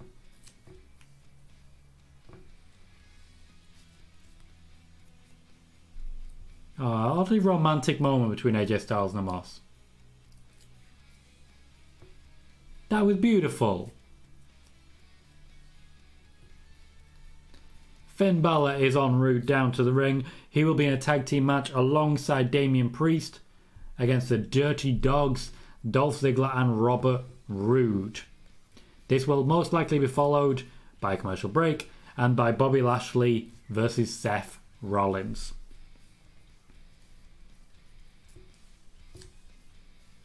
It's not how I expected to see Seth Rollins this week, but this also means it's the ideal opportunity to see Austin Theory.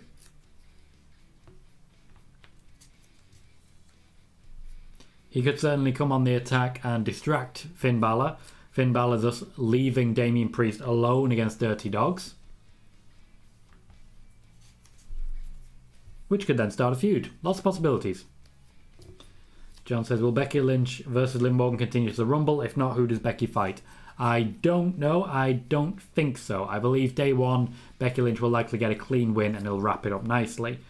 I don't think necessarily she's going to face anyone at the Royal Rumble. There's only so many matches you can have. I think we'll have the men's championship matches. I think we'll have the Royal Rumble matches. And I think we'll have 2 maybe grudge matches. I don't necessarily think they're going to get every championship listed. And I think the women's, the Raw women's, might be one of those that doesn't make it onto the card. We are halfway through Raw. I'm going to take this opportunity to quickly pop downstairs, get myself a drink, pop to the bathroom, and then come back. I'll be back in plenty of time to cover the tag match and the rest of the show. Please don't go anywhere. I will see you in just one moment.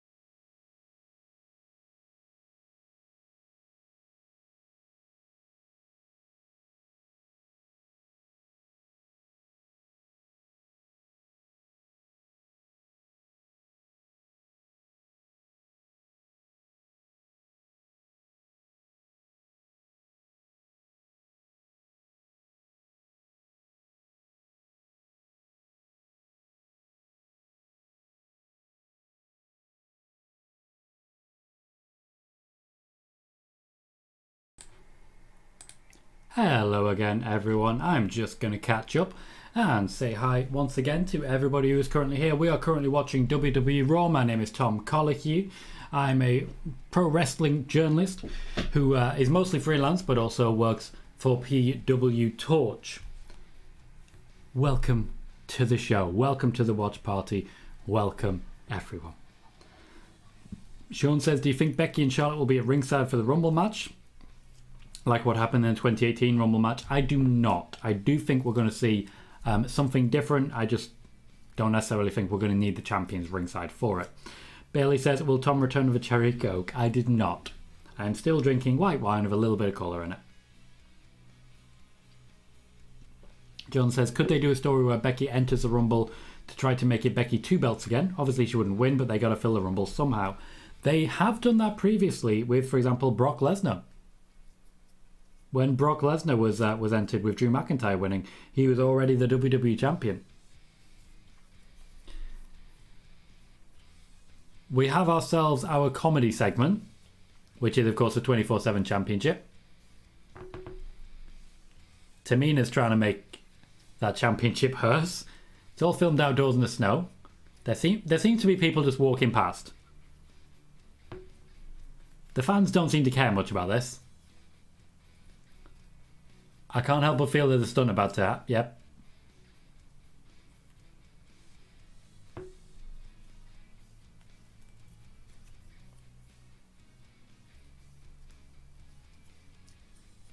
In what way did they mess it up for you? They isolated Dana Brooke and then you got beat up.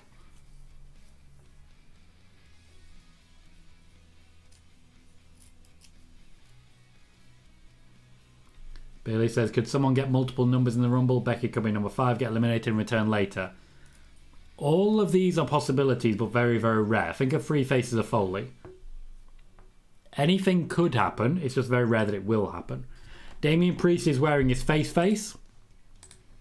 This may be because of the connection to Finn Balor. They don't want a mixed face and heel, so it'll be face and face Finn against Ziggler and Rude, who are automatically the heels on the basis of being Dolph Ziggler and Robert Roode. Which is reason enough, let's be honest. It's reason enough.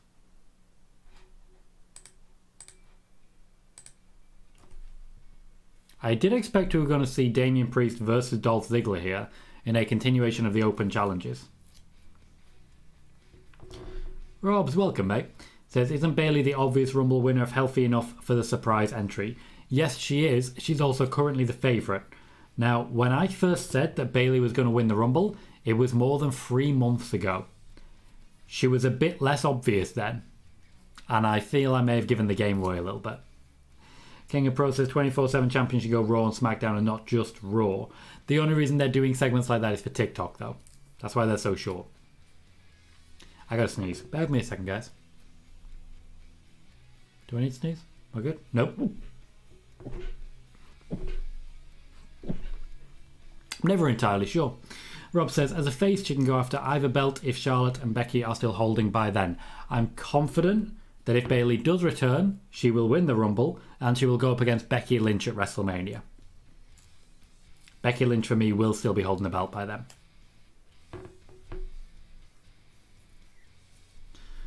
Bailey's one of those. Upon returning, crowds will cheer. Heavy.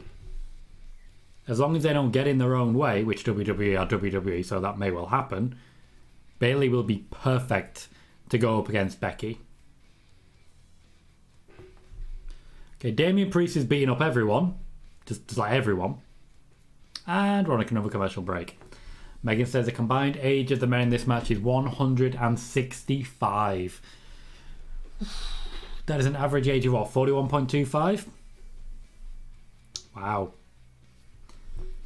I know people are wrestling later, but this would not be happening in the Attitude Era. When even The Undertaker was young. Does anyone remember young Undertaker? When he was ginger as hell? I remember young Undertaker. What a crazy world we live in.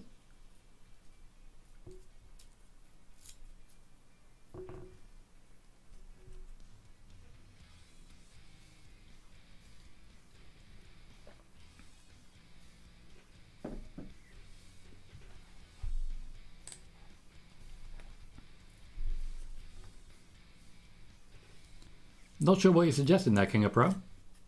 Not sure what you're suggesting. Megan says, with the exception of Priest, they are all in their 40s. Ghost, welcome, says, hey y'all, how's Raw so far? It's been alright. It's been alright. It's a Bobby Lashley show, but we're okay with that. We're okay with that. Hello, Sean. Is there an injury angle with Liv Morgan? And is that going to set up the Rumble? Because I don't think it is. I think she's just going to come into the match at day one for handicap so that Becky can essentially make sure she gets a clean win and put the match to bed. Bailey says, young Steve Austin still had a head full of hair and wrestled in WCW. Yes, he did. The Ringmaster. Ringmaster came in a little bit blonde. Megan says, Rude's 45, Ziggler is 41, and Balor is 40. That gives me hope that I will be fit in my old age. Because I'm 33 and I need to actually start being fitter. Like, it's a problem. My body is going to start to fail me soon. Because I'm not fit enough. I need to get out there and go for a run or something.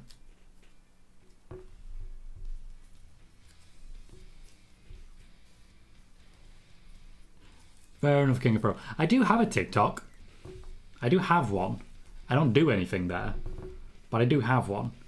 What have I got?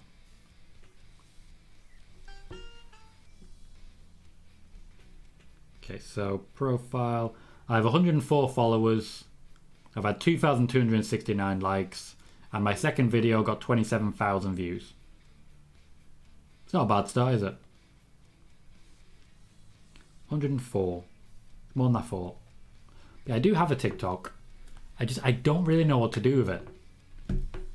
I'm pretty sure the best way to be successful in TikTok is just to keep making stuff in the hope that something takes off. Seems to be the way to do it.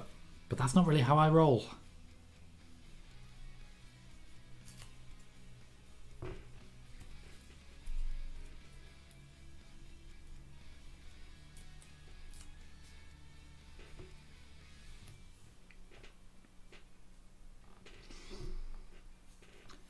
John says, a final four prediction for the Women's Rumble. I'm saying Bayley, Sasha, Alexa, and Belair.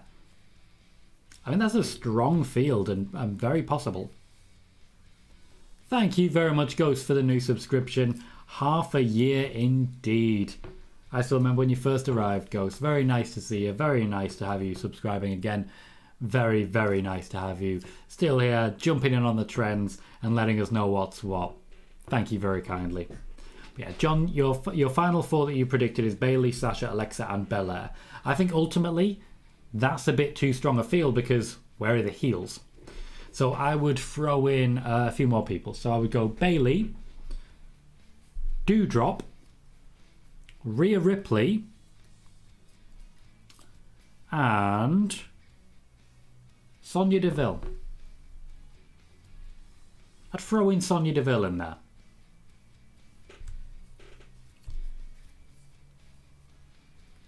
Ultimately, if you've got all four of them, they're splitting the popular vote between Bayley. There's no point in her being there. She needs someone to be the runner-up for her.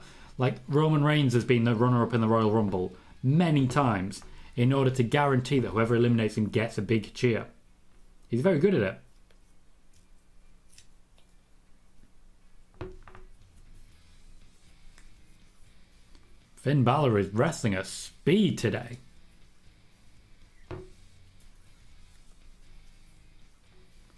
Big Bob doing the Lord's work. What is going on with Corey Graves today? Oh, lovely spinebuster on the outside. Good sell by Damian Priest. Just very nice. Dive incoming. There was no catch whatsoever there. No catch at all. Finn Balor literally just landed on the floor. Bad work from the Dirty Dogs. Bayley is suggesting for a final four. Bayley, Rhea, Liv, and how about Cora Jade? Some push for the NXT Next Generation. Once again, Bayley, if you've suggested four faces there. It's definitely not going to be four faces.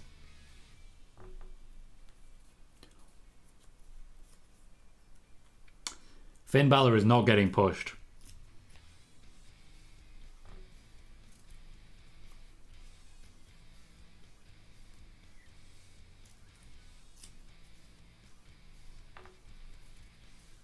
Austin Theory did indeed interfere.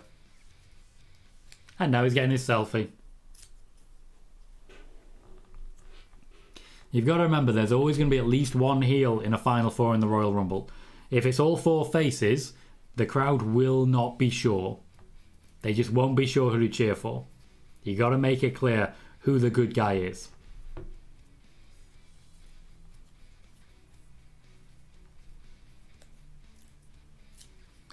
John says, are we sure Bliss will be a face when she returns? I'm not sure, but I think it's most likely based on what she was when she left. Okay, just as Balor got pinned, Jesus Christ. The story of that match was Austin Theory, and that was it. No one else even mattered. Megan says, I'll go Bayley, Shayna, Liv and Zelina for a Final Four. 3 potential winners there, and I like that. KJ says, Nikki Ash makes me angry. Can't blame you. It's the whole potential thing. She could have been something. And she just... numerous character rewrites. So many changes. Megan says, maybe a heel Nikki instead of Zelina if she turns before then. I think there's a turn coming. And I think that has to happen. This whole segment was very bad. The involvement of Jerry Lawler. Just very awkward.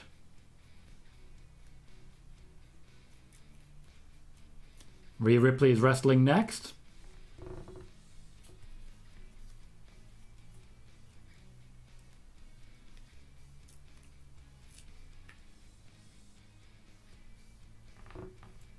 Delivery of these lines are really wooden.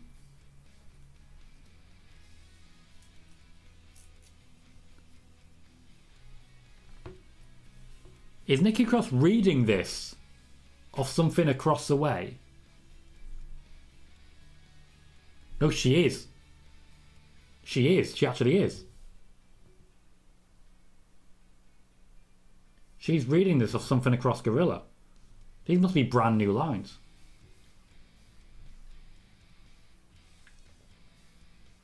It's like an SNL sketch. She didn't beat a one-on-one. That never happened.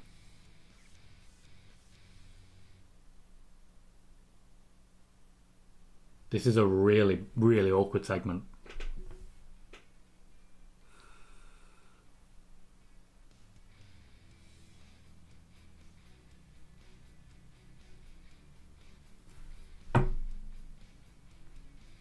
That was bad.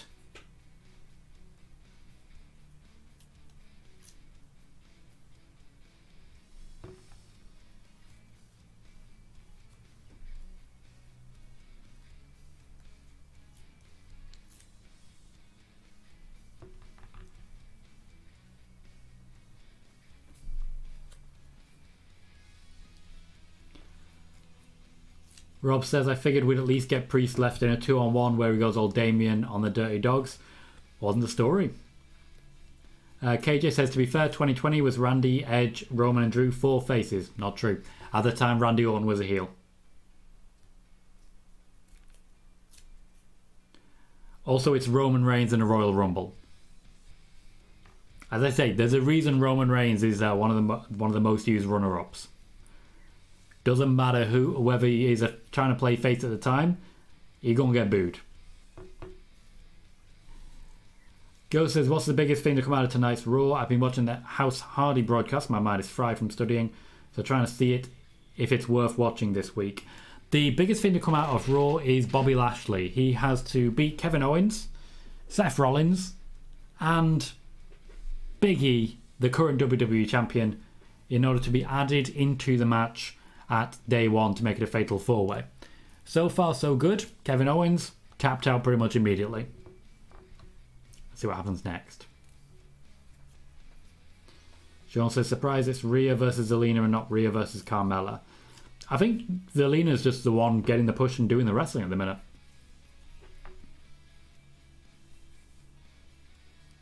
I disagree entirely, Rob. That segment was awful.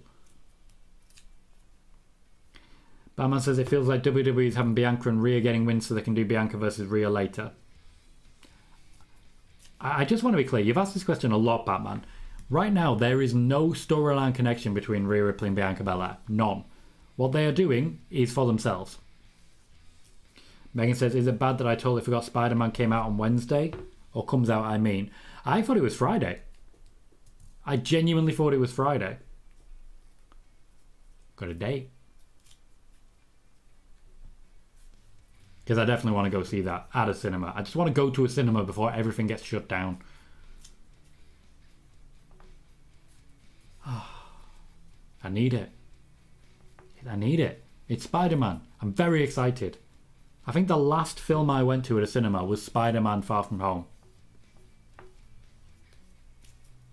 So there's a symmetry there. I've not been to a cinema in a while. I don't think I'm currently I don't think lockdown ever ended in my mind. Basically. Now might be about to go into another one. So who knows? KJ says Rhea and Zelina are the winners of the teams while Nikki and Mella eat the pins. That is correct. Absolutely.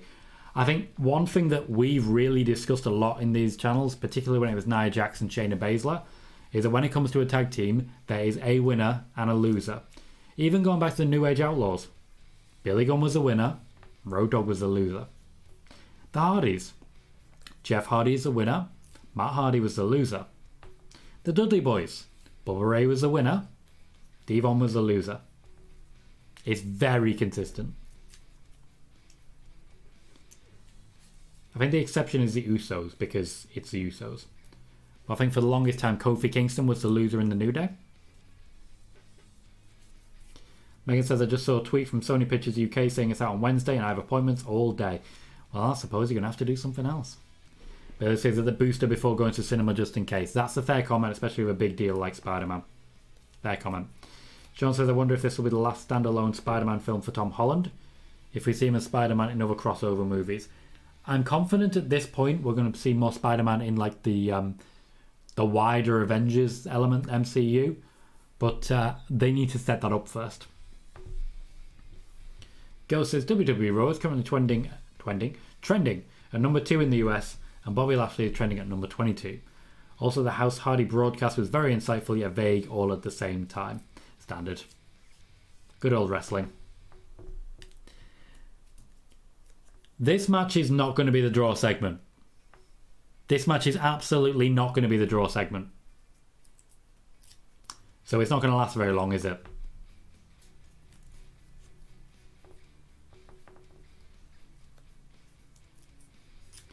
Corey Graves is getting increasingly obnoxious. Just increasingly obnoxious of all this.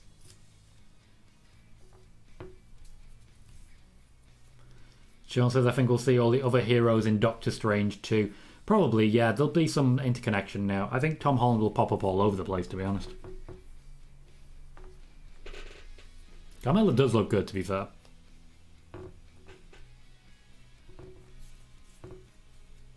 The choker is very thick, though.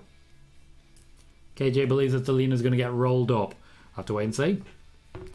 Delina's been getting the push recently. I just don't think it's a push that's going anywhere. Rob says, if Uncharted takes off, Tom Holland's only going to find himself even busier.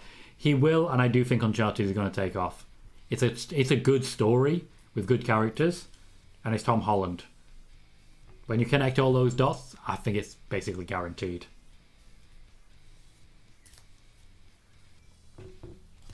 Such an obnoxious loving that they've got going for them now.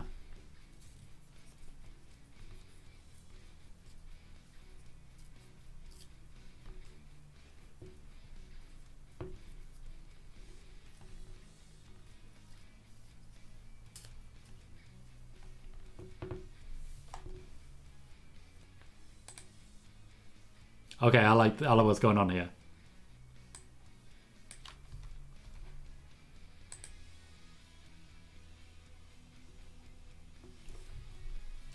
I like that little change. This may end up being the draw segment just because we're talking so much.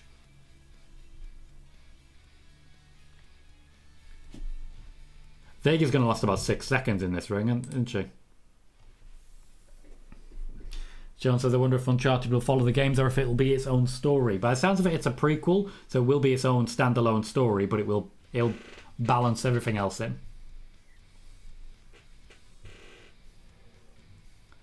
Ghost says, Bailey just tweeted, there's only one Prince Pretty and you know it, in regards to WWE tweeting a picture of Theory with the caption, now that's a pretty picture.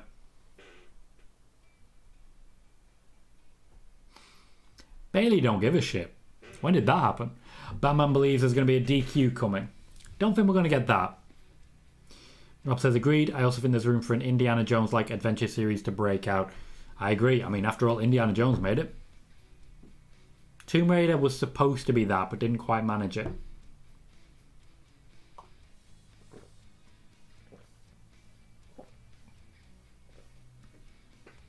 Rhea Ripley basically spent the last 15 minutes just shaking her head. Thank you, Megan. Megan says the Uncharted movie is confirmed to be a prequel to the games. Oh, a dropkick is so good.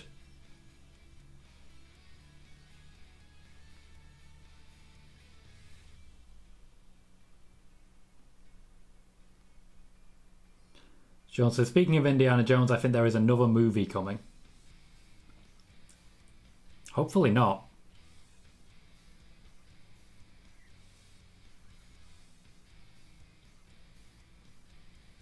Can't blame Nikki Cross for that one.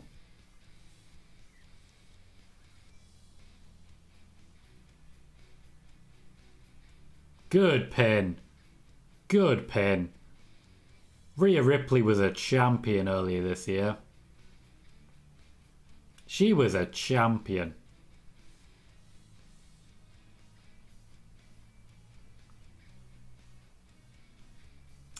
Well, Zelina is still one getting the push. Bailey says time of the match 50 seconds. 50 seconds. That was so Monday Night Raw. So Monday Night Raw. New Indiana Jones film is coming in 2023. Harrison Ford, though, really. Ghost said, so I see Gable Steveson is at Raw tonight. Did he do anything physical or was it just a quick on-screen moment? It was a quick on-screen moment. See, there's a certain assault situation bubbling up surrounding him. Yeah. I believe it's because he assaulted someone. KJ says, Real losing in 50 seconds is a bad sign. It is. It definitely is. Kevin Owens is offering Seth Rollins help out of the goodness of his heart. What a wonderful man. What a wonderful man.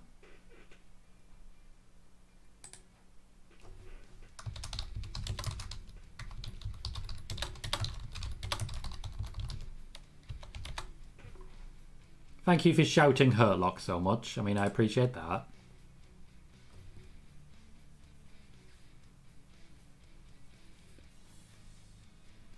I like how these two, despite hating each other, can genuinely just stand there and have a conversation. Like, they're actually able to do that.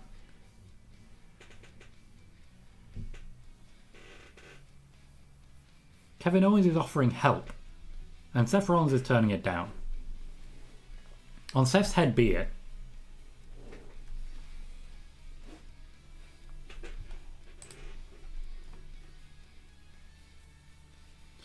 Rob says, only if they were recasting it younger again. There was a minute there where Chris Pratt may have filled that, but unless they're going younger with new stories, Uncharted is about to fill that void. Yeah, absolutely. Indiana Jones, dead and buried. Regardless of how many new films it makes, dead and buried. Uncharted will destroy it. Tom Holland is a bigger name than Harrison Ford. That's it.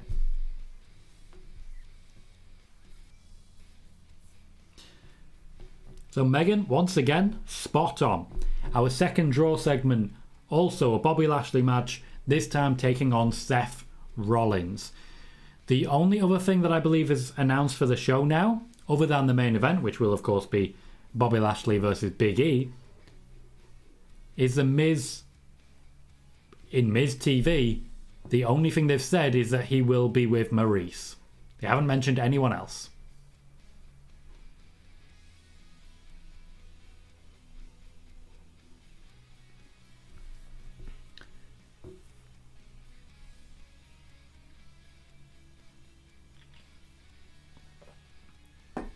So we basically know what's left for the rest of Raw. Rob says Rollins and Owens' real-life friendship shines through their promos together, something that I feel WWE misses out on tapping into. Kevin Owens, the character, actually makes friends with people very easily. There is a genuine friendship, I know I've mentioned it before, between Kevin Owens and Baron Corbin. The characters. Not necessarily the people, but the characters. And I do feel that there's something there with Seth as well. What I'm trying to say is, there might be something there that wasn't there before. There might be something there that wasn't there before. That's all I'm saying. Rob said at this point in time agreed, but back in 1980 Harrison was top of his game. Raiders was a great film. Also the third one with Sean Connery was quite good as well. I agree, but back in 1980 I don't believe Tom Holland existed. So I don't think it's a fair comparison. Eventually, everyone, no matter how big a star you become, you fall back down the rung. Johnny Depp ain't what he was either. Tom Holland could well be about to become one of the biggest stars in the world. Also, he seems really nice. Megan says, I'm just going to be smug about my ability to read the pattern of chaos, and you have indeed read it very, very well. Not...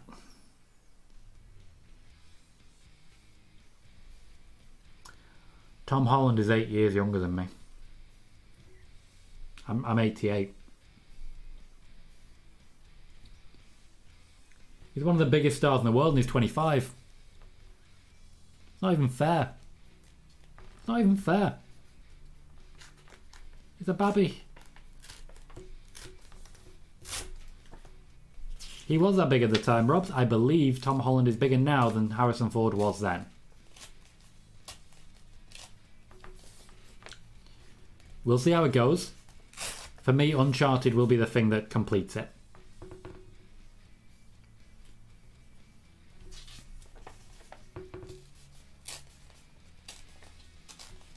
Who do you think is a bigger character? Like, genuinely a question. Who do you think is a bigger character? Han Solo or Spider-Man? I'm interested to hear what you guys think on that. Because, not even talking about the actual actors at this point, the more famous character, Han Solo or Spider-Man?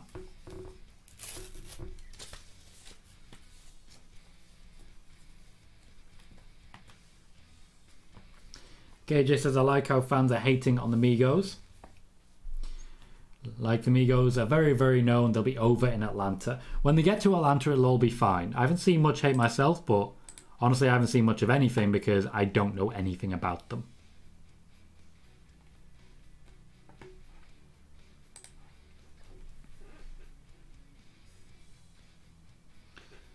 Rob says, call it close. You'll have to remember he was coming off Star Wars Empire Strikes Back, was being released. He had several other big hits in the period. He was on a hell of a time for it. But Tom Holland has had a lot of other films as well. Don't forget that.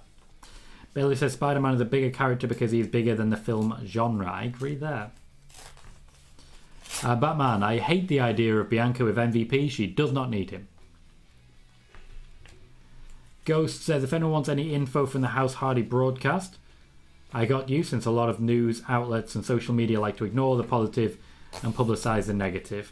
Very true indeed. Very true. Okay, it says they're singing Seth's theme. It's cool. It is. Burnout Down will never not be fun.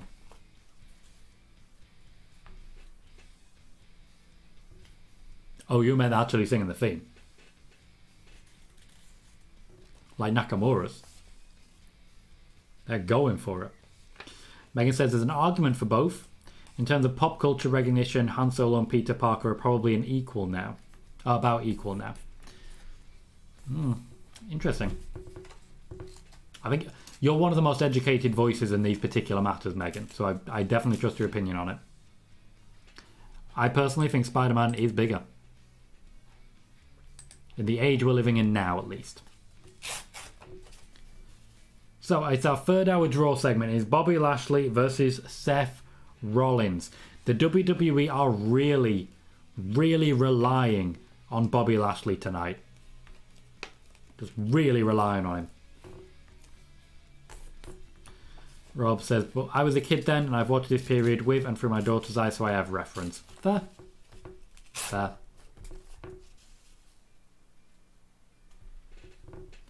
Seth Rollins wearing some new gloves as part of his attire. Interesting. Oh, he's wearing new gear entirely, isn't he? Not wearing the luchador stuff. Not luchador. Bull tamer? I can't remember the phrase. There's a word for it, but I just can't remember what it is. It's not luchador.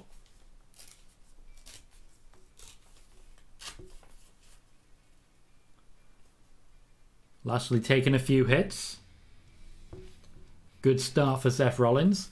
A counter would be a clever way to win. Sometimes you got to be smart.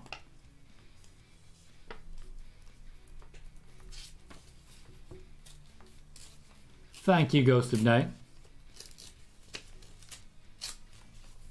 He was listening to the song Release Me. Very nice. Very nice. Jarrett says, I'm assuming Rollins wins at day one and we get Rollins versus Big E at the Rumble. I don't see it that way personally. I think Big E will win the Royal Rumble. I think Seth will win, pinning Kevin Owens. I think he'll refuse to wrestle Big E at the Royal Rumble. And I think Big E will win the Royal Rumble to set up a match between the two at WrestleMania. I think both Royal Rumble winners will be Raw this year.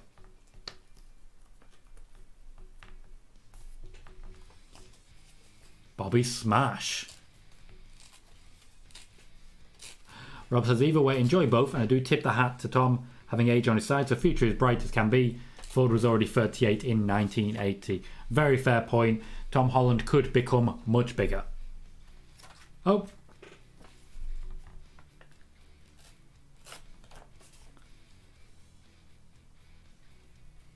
Kevin Owens using the exact strategy that we talked about earlier. Beats up Seth Rollins, and Bobby Lashley should not be in the match. MVP is going to be furious, but that adds quite a lot of tension because they've got to find a way around it now. KJ says, DQs can be annoying, but this makes complete sense. It absolutely does. And you got the right person doing it as well. In fact, Seth's actually thankful now. He's celebrating being beaten up by Kevin Owens. Don't celebrate too much, mate. Don't celebrate too much. Megan says, longevity-wise, Spider-Man kicks Han Solo's ass, and then some, but there's not that much of a gap. Spider-Man debuted in the comics in 1962, while Han obviously first appeared in 1977. Megan kind of hopes Seth keeps the gauntlets. I think they look good. Adam Pearce says no. But I like that they tried.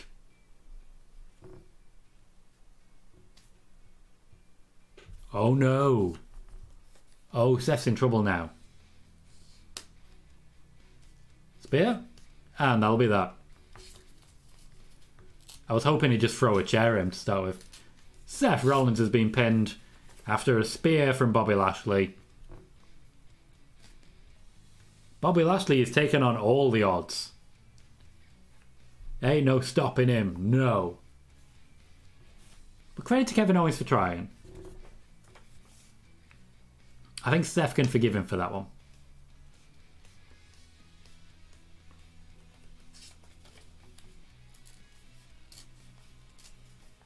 Lashley just shouting at Kevin Owens a little bit. Big E still to come. And now it's no DQ. Surely that means the three of them can work together. Vince McMahon is backstage with Commander Aziz and Apollo Crews. Austin Theory interrupting.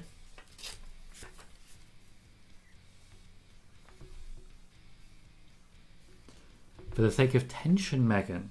You've got to think about the tension. Maybe Ghost. Maybe.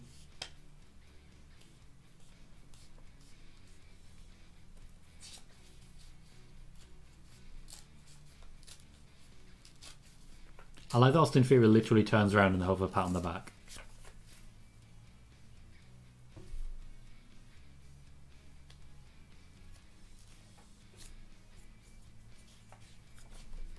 What the hell?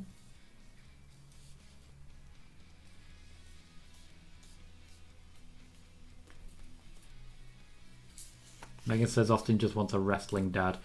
He does. That's been his thing the entire time, really, hasn't it? KJ, talk me through it. What do you want? What are you thinking? What are you thinking?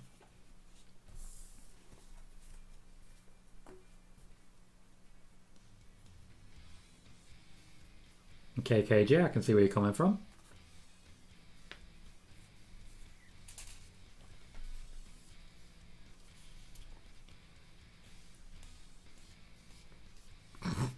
This is a really, really sad moment for Austin Theory.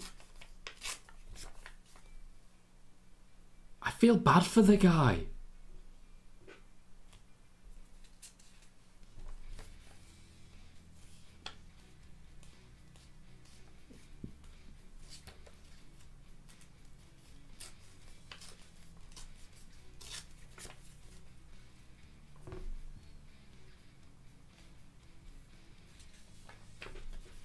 Next commercial break, KJ, I got you.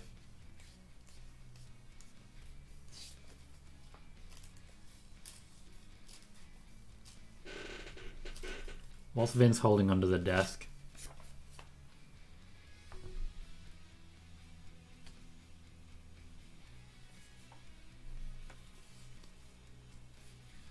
I'm sorry, but Vince McMahon's getting creepier and creepier with his old age.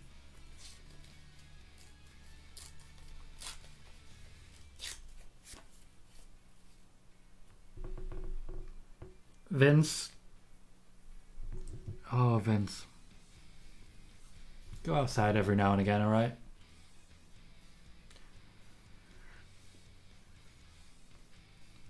Just go outside every now and again. Maurice is making her entrance. I suspect there are only the 2 segments left, Miz TV and then the main event. Maurice is getting her own entrance, which is nice.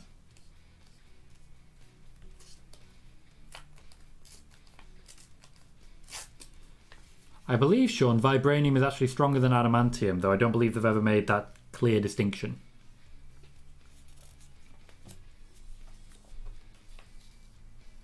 We've been promised a big episode, but we have no idea what that actually is. Okay. Commercial break. KJ has made a request and I'm more than willing to fulfill it.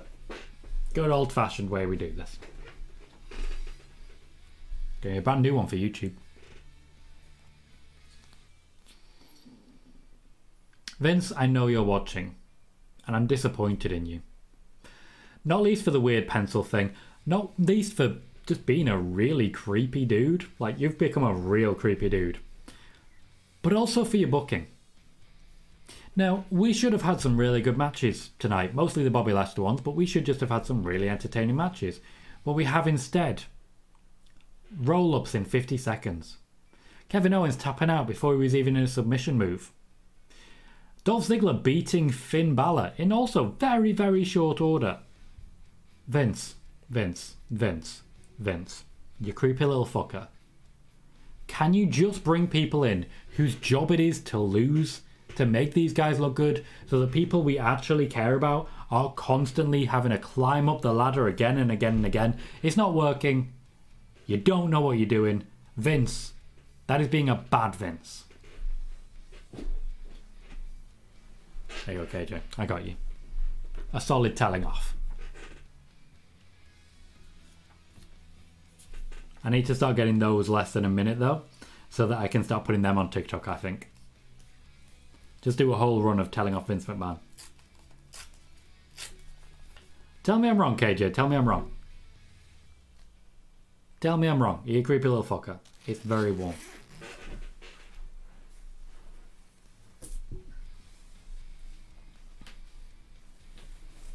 He's a creepy little fucker. I stand by it. I stand by it and will continue to do so. And will continue to do so. Oh. Just got electric shock through my ears. It's the jacket. The jacket's doing things to me. I don't mince words, guys. That's not what I do.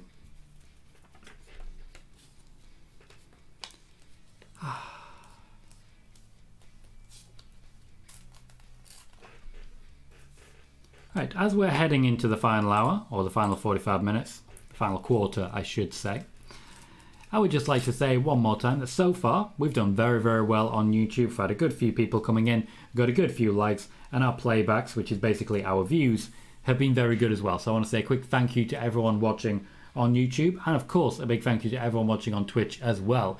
If you've not done so, please do consider hitting that subscribe on YouTube, that follow button on Twitch, so that we can continue to grow. Hopefully you guys have enjoyed the show, and as it continues, hopefully we continue to grow as well. So far so good with the dual streams. So far so good.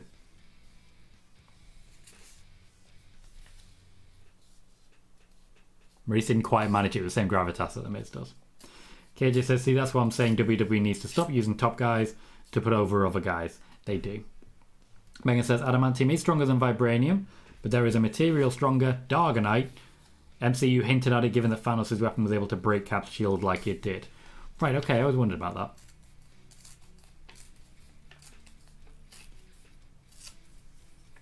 I'm enjoying Maurice. Ghost of Nay says, you do not want those TikTok problems. I literally just saw 4 videos in a row about Jeff because people are still speculating that he relapsed. Social media is a headache. It is, that is true. That is true. No evidence of relapse whatsoever. Even like backstage reports. No evidence. The Miz just got his entrance. Edge has not been announced, but that doesn't necessarily mean he's not there. Now what's going to make this a special edition? Is Morrison coming back? He better come back.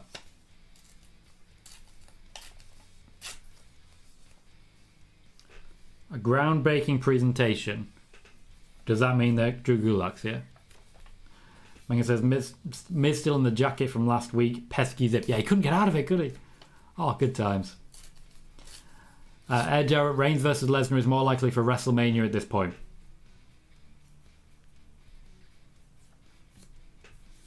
Ooh, good call, Megan. Good call.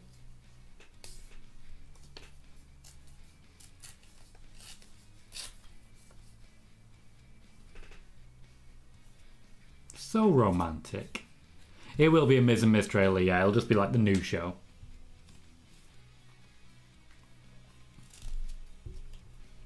I do feel Edge should be there. Just because this is going to be real obnoxious. Ghost says, according to Matt, there was a drug test done and it's expected to come out clean. Apparently the house show situation was more of a psychological issue. All very consistent with everything I've heard.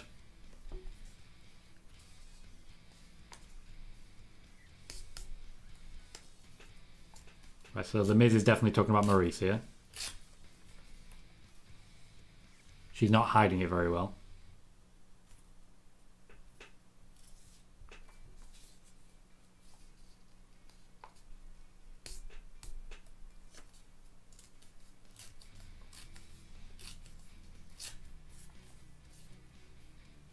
Oh, he's going for a Hall of Fame.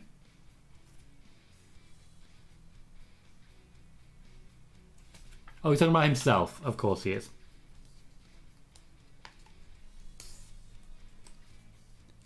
He's decided that he's a Hall of Famer.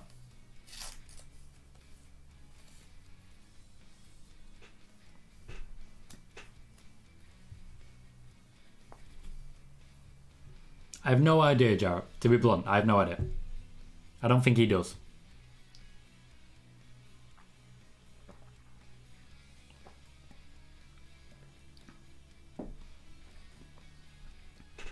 You'd have to throw someone new at him at this point. Sean says, Miz in the Hall of Fame before Cena, Randy and The Shield. Disagree with that. This isn't real, just so you know. This isn't real. I think Robs has put it right, setting up Edge's induction.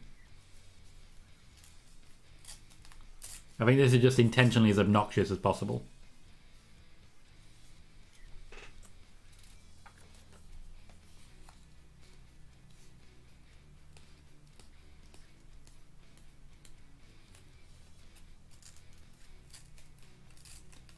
This is feeling more and more like that Miz and Mrs. trailer.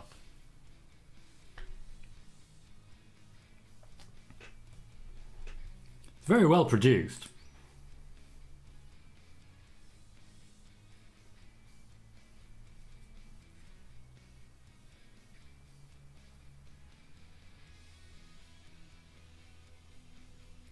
I mean, they've done a very good job of it. A very good job of it. Oh, he's pretending to cry. It's adorable.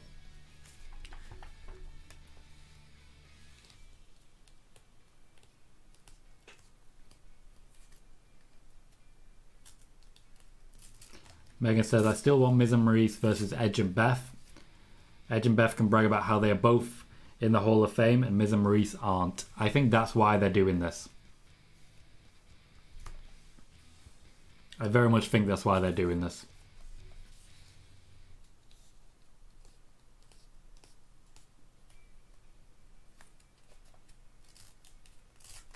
Crowd responded pretty well to that Edge comment. And here's Edge. Not a surprise. Jarrett says odds of Goldberg or Cena being a Rumble extremely low. Extremely low.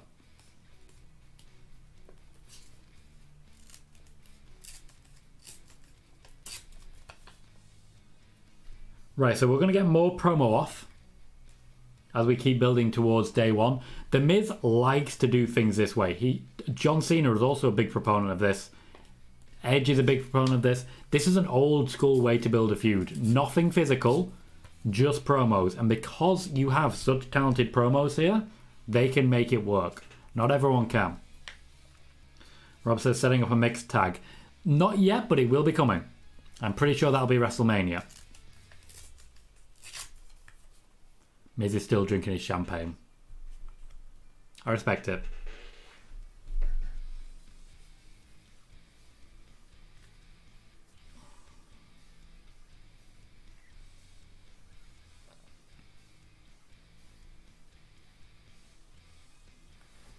Okay, what have you got to say today, Edge, that you haven't already said? Give me something new. Give me something exciting.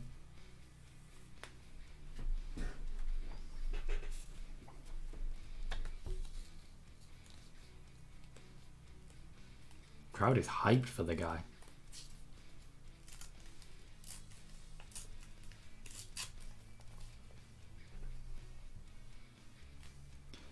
Sean, one-on-one? I don't think so.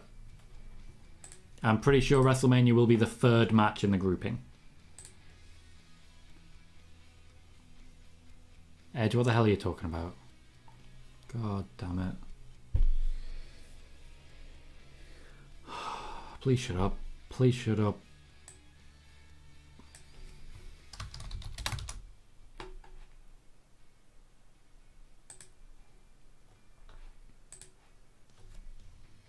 That's not a great victory there, Edge. I don't understand why you're so excited about it. Yeah, this feud I can see going all the way to WrestleMania. There'll be multiple matches in it. It's one of the reasons they're not getting physical at this point. It's okay, KJ. They're not doing Miz versus Edge at Mania. They're doing Miz and Maurice versus Edge and Beth Phoenix at WrestleMania. But yeah, this is one of the reasons they're not getting physical. To keep the matches special, because there'll be multiple. Like, they're being respectful of each other, kind of, at this point. That won't stay. That is well played. That is well played. Break on through to the other side.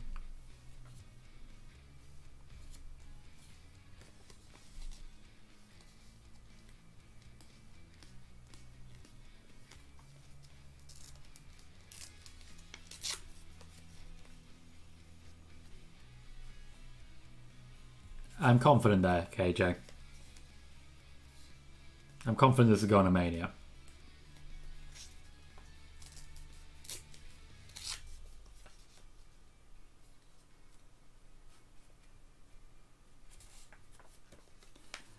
Yeah, KJ, I think they're saving that for SummerSlam. People seem to think that just because they're not getting Edge versus AJ now, they'll never get it. That's not the case. The match will happen once AJ is finished with Amos. AJ's busy right now.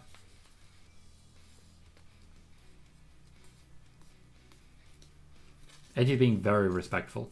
Also, I own a jacket like that, but it's less green, more blue. And it's nice. Overconfident.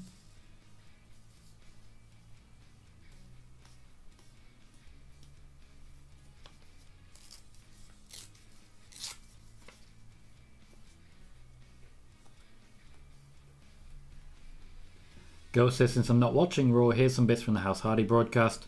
Jeff will potentially be more involved in Twitch. Also wants to do cameos. Jeff has been clean for about 2 years. Matt hated the way WWE kept mentioning Jeff's addiction in past storylines. Yeah, Jeff did as well. Okay, we have started getting physical. Edge put the Miz down. And is now just destroying the set. KJ says they'll get it. I'm sure Edge has input over who he faces, right? Yeah. Edge genuinely thinks he owes Miz here. Because to be fair, he kind of does.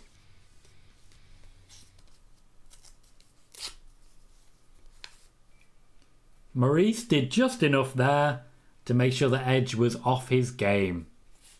She may need someone to be an equalizer against her. Or not. Or she's not happy with the Miz now.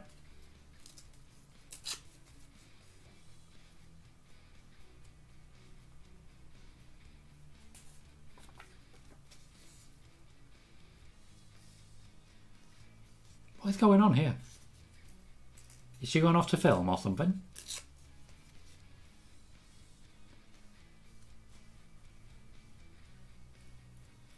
Yeah, KJ, that's 2.5 years ago, so I can see what. A slap from Maurice. This just got real.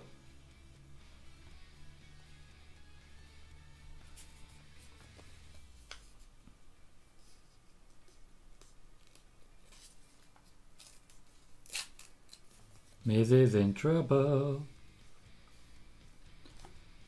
Still confident there's a mixed tag coming for WrestleMania. We have Big E backstage. He's going to hype us up as we head into a commercial break.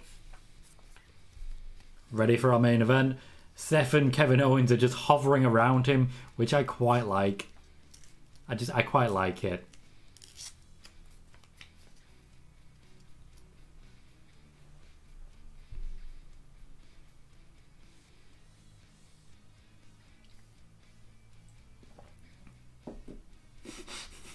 This is so real. Kevin Owens is refusing to shut up.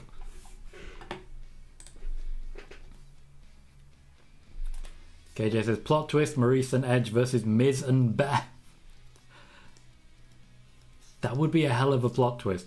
I'm starting to get the feeling Seth Rollins and Kevin Owens are going to end up being a tag team after this, because they just have so much chemistry.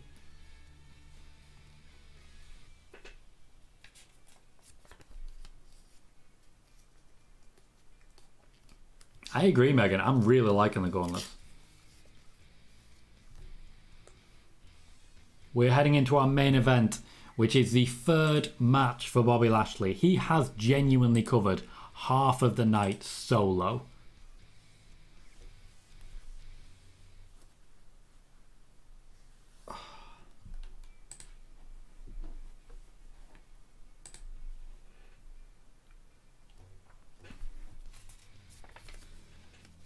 So we are at this point going to get our usual half-hour main event. And by half-hour main event, I mean we're going to get maybe a 15-minute main event. So keep an eye out for that one.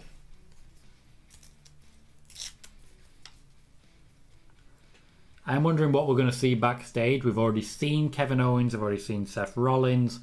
Maybe we're going to see Liv Morgan. Just be annoyed. Maybe we're going to see something from Rhea Ripley. There are options, but I don't think the options are ideally in the men's divisions. Doesn't make sense to me personally, if you follow what I mean.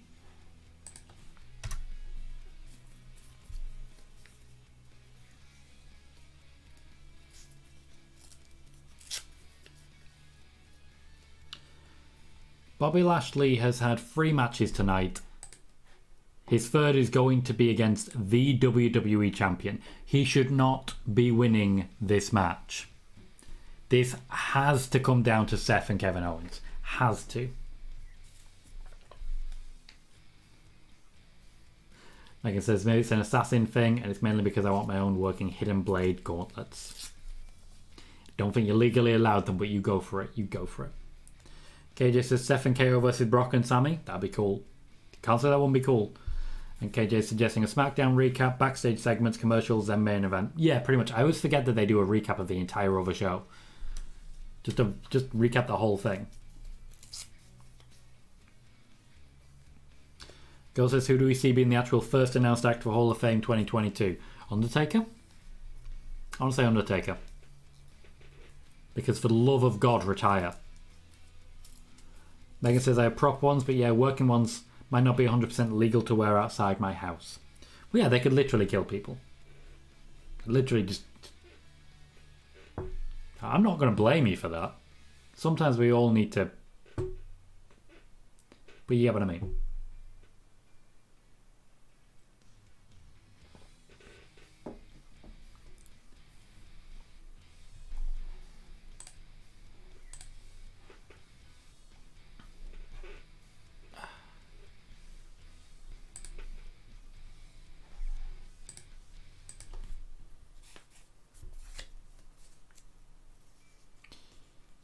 Overall, Raw's been okay. I've enjoyed what they've done with Bobby Lashley.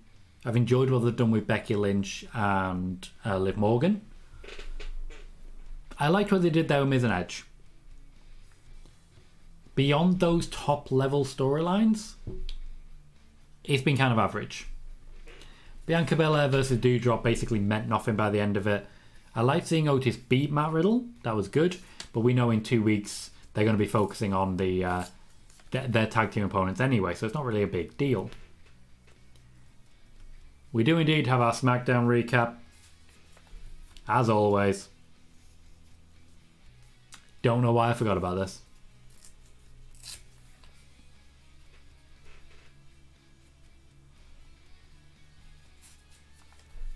Sonya Deville's new wrestling gear is very good. And Xia Li does indeed exist, shooting lightning in every direction.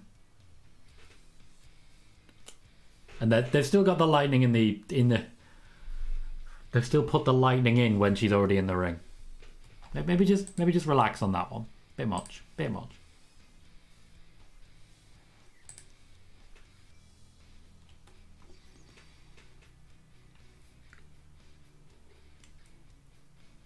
Oh, I had to do a yawn there.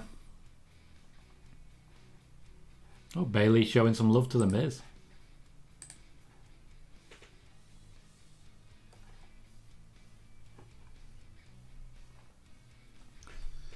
Megan says, if it's going to be with a full crowd, Batista.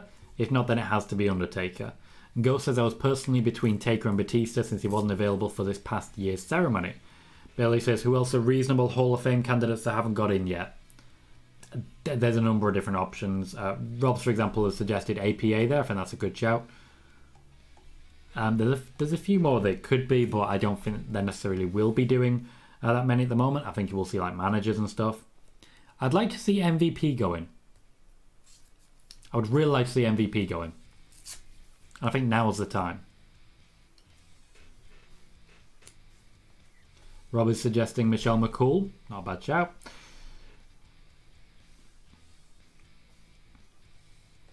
Rob says Regal would be great. Also a good shout. Megan is saying China on her own, but it would never happen. That absolutely will never happen. Sean says Paige in the Hall of Fame. No. It's going to be a while before Paige goes into it. She's still very young.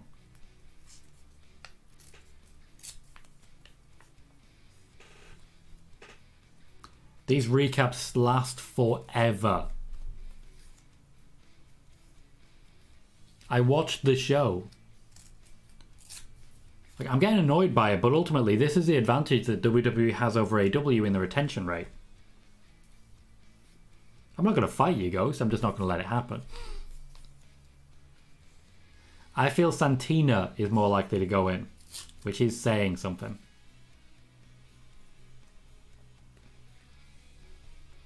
Bayley says time for Stone Cold to go in. Is he not already in? I'm fairly confident he's already in, because he just drove out to the ring and just started throwing beers around. He's been in a long time, as I recall. They're hyping up the Roman Reigns return one more time. He's not going to be happy, which is always a good thing. He was inducted in 2009 by Vince. Thank you, Sean.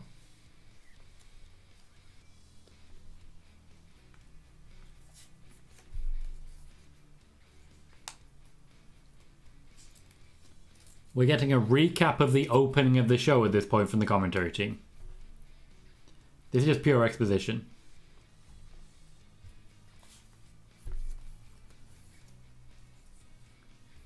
Getting a recap of the early tap. Ghost says, imagine the pop when talent like Gilbert, Simon Dean, or the man, the myth, the legend, Eugene are inducted in the Hall of Fame. I'm still waiting for the gobbledygooker. I'm still waiting. I am very much enjoying Seth's celebration of being beat up by Kevin Owens once he actually works out why it's happened. Bailey says too early, but Paul Heyman should be in. He should be. I think they're waiting for the right moment there. Megan says if it wasn't for the fact she's working with AEW, I would also say Vicky Guerrero should go in the Hall of Fame.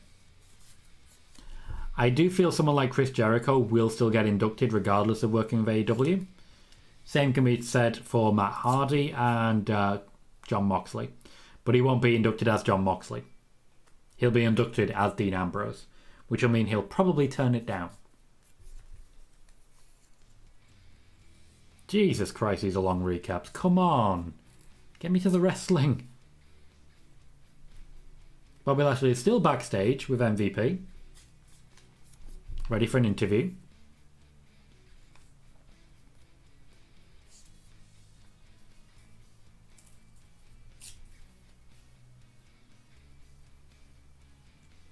The fact that the next match is no DQ means that Seth and Kevin Owens have to get involved. This one's going to be crazy. Sean said, was Moxley turned down going in as the Shield? Yes, if they refer to him as Dean Ambrose. Which they will. I can't say that for sure, that's my opinion, to be clear.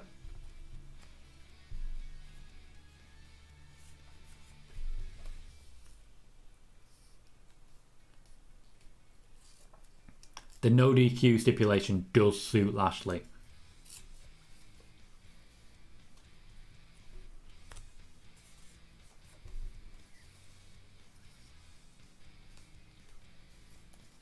He's not there to win.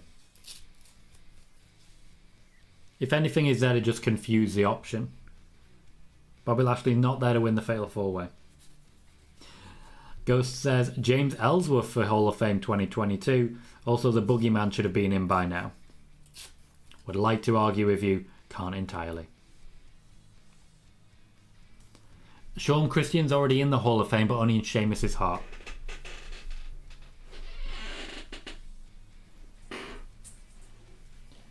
Bailey says, for Megan or any stat fans, are there any WWF WWE World Champions to 2000 that haven't gone in?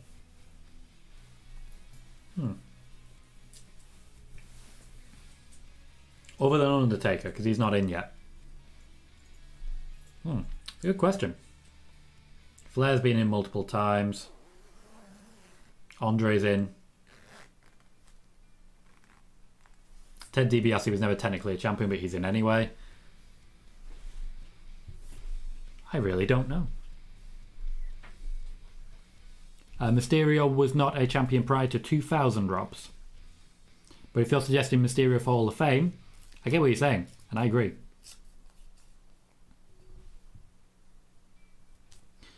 Sean says Triple H isn't in Solo. That day will come, but they're waiting for him to actually be ready for it. He doesn't want to hang up the boots yet. Billy says the only one I could think of that's not in was Lex Luger. Oh, okay. Okay. I can't remember Yokozuna going in, but I imagine he would do. Yeah, no worries, Robs. Because you sort of were across Twitch and YouTube, sometimes I just need to be more careful with what I read out to make sure everybody understands the assignment, essentially. KJ says there's a lot of current guys who will go in, like a lot. Orton, Mysterio, Miz, Sheamus, Ziggler, New Day, Kofi, maybe the Usos, Drew Banks, Roman, Seth, Flair, Hardy's, AJ and Lashley, I think. All good shouts. All good shouts. But there's plenty of time for them to do that. And most of those will not be first ballot. I say Orton's first ballot. Roman's definitely Seth ballot. Roman's Seth ballot. Roman and Seth are definitely first ballot. Flair is first ballot. I don't think anyone else would be first ballot. Are MVP and Shelton Hall of Famers? I would say MVP definitely is. I think Shelton will be a Hall of Famer, but he won't be first ballot. Same as MVP. Megan says there's a long list on both sides, so it might take a while for me to see. Yeah. The thing is, the way they sort of churn out superstars, it does mean that a lot of people, despite being very talented, will not get the opportunity. Rob is suggesting Sid as someone before 2000s who was not a Hall of Famer. That's a good shout. They do, KJ. They do add managers and other on-screen personnel. John Cena's coming, KJ. He won't be long now. There's a first ballot Hall of Famer and a half.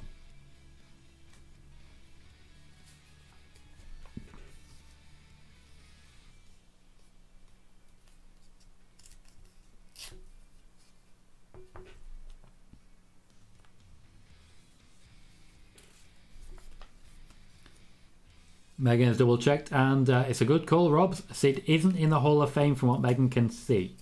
Ghost of Nay suggests Ivan Koloff. Fair enough.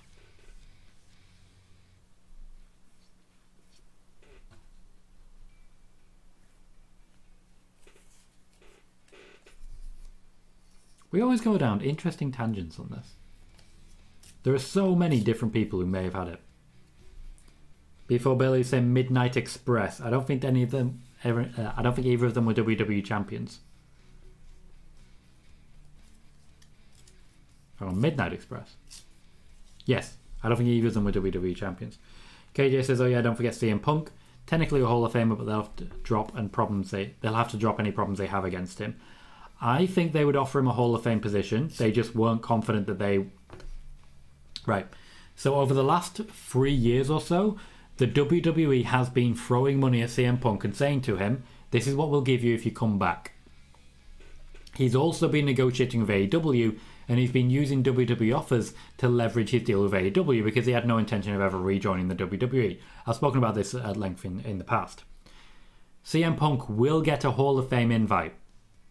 It won't be first ballot. He will get a Hall of Fame invite.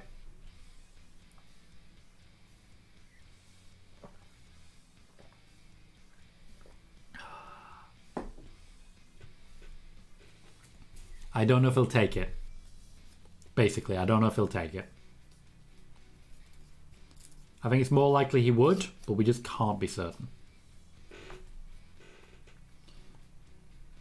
Bobby Lashley is halfway through his entrance.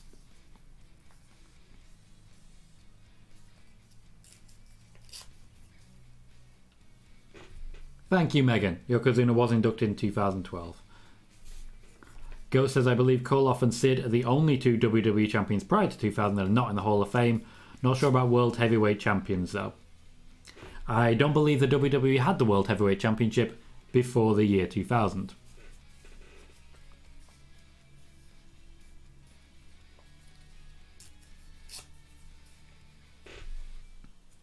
Okay, we are off. Just over 15 minutes to go in this one.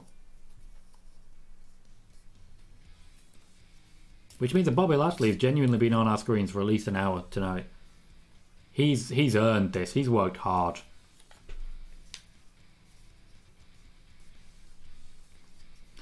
KJ says, hey Tom, Punk once said that WWE approached him back in December about coming back, but Punk said that they were playing games or something. Do you know anything about that? Yes, I do. They weren't playing games. They were giving him a genuine offer.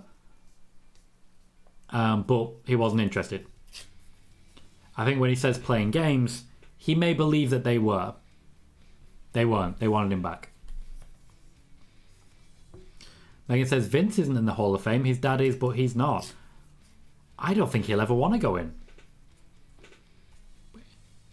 Is Shane McMahon in the WWE Hall of Fame? Because let's face it, he should be. Rob says, out of the post-2000 champions, I guesstimate Swagger and Del Rio have a very low chance. I agree. I also think Jinder Mahal is never going to be a Hall of Famer. Outside of that, there's definitely a few possibilities. Yeah, world titles did get passed around like candy. When there were 2 world championships, they got passed around a lot. Ryback came very close. KJ says, I can't see Vince putting himself in it. I agree. Ghost says, the World Heavyweight Championship is exclusive to NWA and then WCW until 2001. There are some wild names in their history, though. That's fair. That is fair. Sean is saying, are Alexa, Bayley, Becky, Naomi, Natalia, Ronda, Riddle, Triple H and Goldust first ballot Hall of Famers? No. I think I've been clear on that. No. I would say so far there are 2 first ballot Hall of Famers there. Just 2. KJ says, let's say they did sign him in December or early January. When would he show up? When he wanted to. It's a very difficult question to answer because it basically depends on what the plans were. I don't know what the plans were. I just know it was a genuine offer. Megan says, also from what I can see, Big Show isn't in the Hall of Fame and he was the last champion before 2000.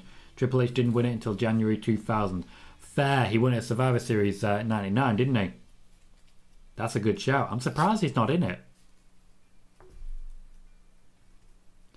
He did, KJ. Both very fair points. He should not be in the Hall of Fame.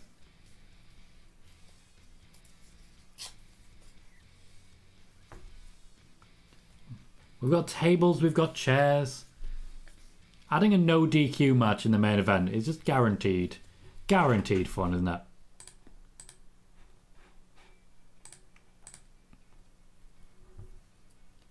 Big E reviving. That overhead belly to belly is terrifying. I'm just going to be honest, it's terrifying.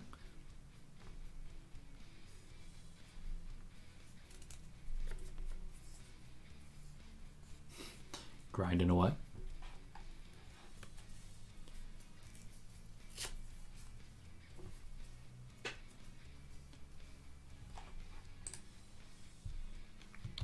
Into the chair. We're already getting that physical. Now, as we are heading into our last commercial break, I'm just going to post the link to the YouTube video in the Twitch chat. What I'd like you to do, if you can, pop on over, hit that like button. Let's see if we can't get a bit more of a surge just as we finish the night. Thank you very kindly for anyone who does so. Rob says, I'd agree, but I'd also think Vince kind of likes Jinder and he can milk that India stuff one last time. Not for the Hall of Fame. Vince McMahon is not the person who decides who goes in the Hall of Fame. He is part of a committee. KJ says, I asked because fans didn't come back until July. Yeah, he may have held off, but I don't know as regards that. But there were many, many offers that the WWE have made to CM Punk over the years. KJ says, AJ Lee, she should be in the Hall of Fame. I wouldn't be against that. I think she'd be a deserving Hall of Famer, and I think the option would come through.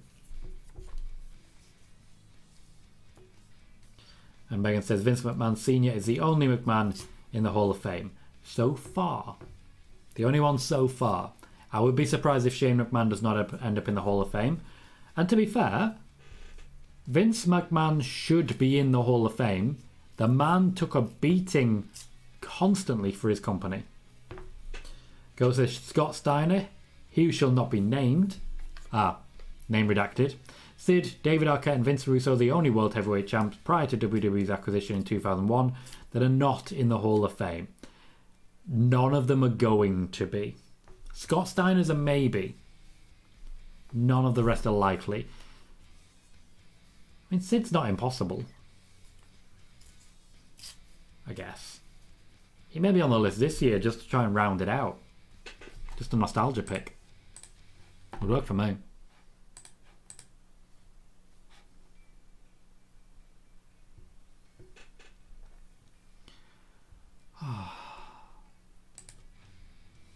Not long left now, and honestly, I am feeling tired. I need me a nap.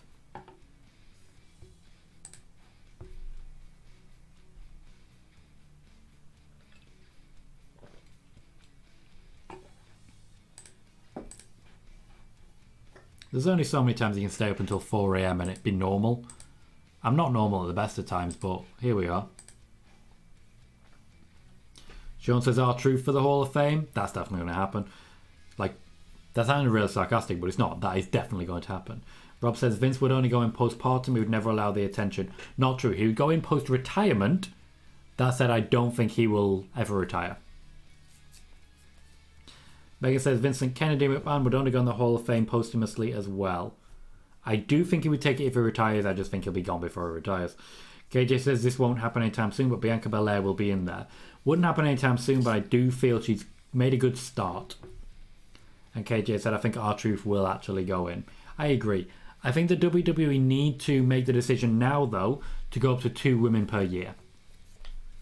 Because there's a hell of a lot more women now, and they are very deserving of it. Right, what have we missed during the commercials? A table has been set up. Rob says, if for any reason we all get busy over the next week or so, happy holidays to all. Thank you, Rob. I appreciate that. For anyone who wasn't here earlier, my planned schedule over the Christmas period is that we will be hosting our watch parties on our spoiler warning for Friday SmackDown, for next Monday's Raw. After that, we will not be hosting another watch party until 2022. So Raw on the 20th will be the final show of the year.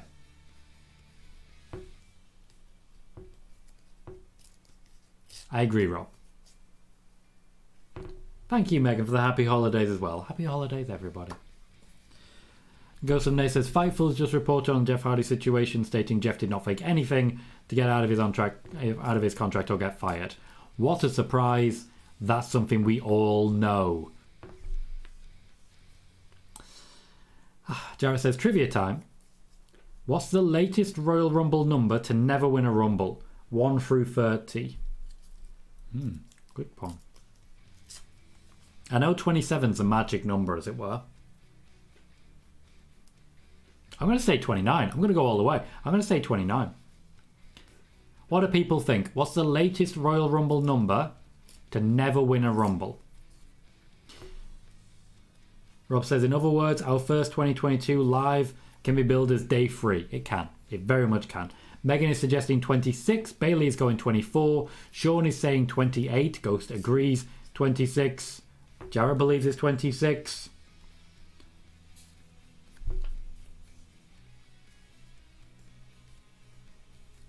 Rob says 25. But yeah, Jarrett has clarified. The answer is indeed number 26. Nice. I do love a bit of trivia. Every now and then I do love a bit of trivia. More tables are being set up. I believe this is the 3rd table so far. Thank you for clarifying, Edge. I got a little bit confused there and forgot who asked the question. I be silly.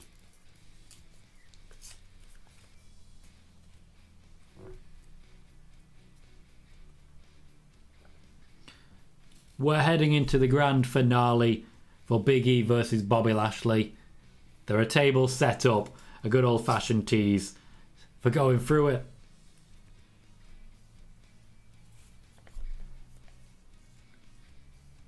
I get the feeling Big E's going to do the spear and, yeah, Lashley's just going to dodge it. Oh, not quite a dodge, there was a knee.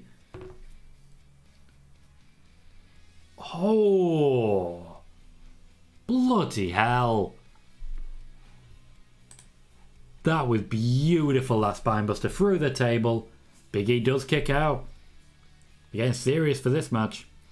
Ghost says, I wonder if WWE made number 27 the most lucky number in the Rumble, since the 27 club is such a bad thing on the outside world. I don't necessarily think so. I think it probably started out accidentally. But it is considered to be the lucky one. And Jared says 27 hasn't won since 2001. Well, maybe not that lucky after all. KJ is suggesting Randy Orton can be a 3-time Hall of Famer. Randy himself, Evolution if they ever clear back up with Flair. And then rated RKO. I believe Evolution are already in, aren't they? Megan says 14 is cursed, 26 has no winners, and 27 is lucky, despite the last winner from 27 being 20 years ago. Fair. Bailey's also looked up when Yokozuna was in the Hall of Fame. Thank you, Bailey. Saying it was in 2012. I like that you guys always look this stuff up for me. I try my best to know as much as I can about wrestling, but I'm not fantastic at it. At some point, we'll need to actually do like a quiz or something. We can do it all audio, and we can do it on StreamYard, or Melon, I believe the one that Streamlabs uses is called. So you could do it all audio, and just have you guys buzzing in, as it were. We have options. But I think that could be fun, but it would really depend. I was going to do the trivia thing, wasn't I? Oh, I need to think about that. I was going to do the trivia thing. Evolution isn't. Oh, okay. I did not know that. Rob is suggesting RK Bro should be in the Hall of Fame. That certainly started well. Bailey says, would Vince ever add a current performer in the Hall of Fame as an unusual recognition? Yes. Yes, he would. He'd have no issue doing that.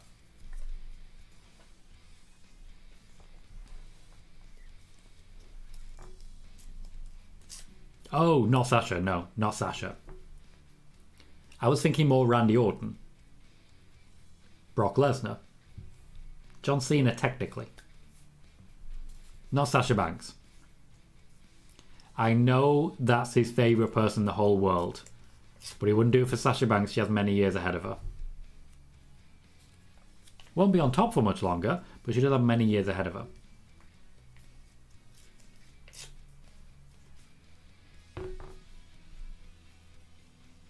We have a handful of minutes left, maybe 5 minutes at most, for the wrestling. At this point, I'd rather just get to it, because this commercial break has gone on far too long. Ghost said they could go overboard with the head of the table and make him a Hall of Famer immediately. That would have a storyline purpose, so I think because of that, it would be more likely with Vince. If there's a storyline purpose, it is more likely, no question.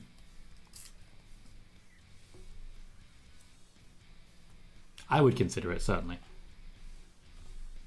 If you are just joining us on YouTube, please do consider hitting that like button and subscribe. We are currently hosting a watch party for WWE Raw, and the match on at current is, as we just wrap up our main event, Bobby Lashley versus Big E. We have a full-on war going on with no DQ and a lot of damage being done. Bobby Lashley, of course, has already wrestled 2 different matches today. Rob says, how about a Hall of Fame Candice for the person holding the cue cards off camera for the Ripley and Nikki Ash interviews? Yeah, that wasn't a good moment for anyone. Megan is saying, current performers going in the Hall of Fame, I would say Orton, Miz. Miz is a good shout. Charlotte, Becky and Roman, probably in that order. Good layer. Then the New Day. New Day, definitely. KJ says Roman could be a multiple-time Hall of Famer. Shield, Roman Bloodline, then head of the table and Tribal Chief. Well, the man's got that many WrestleMania main events. Oh! Oh! That was a bad landing. Wow. Ghost says, who'll be the next McMahon to be inducted into the Hall of Fame? Shane. Definitely Shane. But he will have to give up any right to the company to get it. And he's very close to doing so.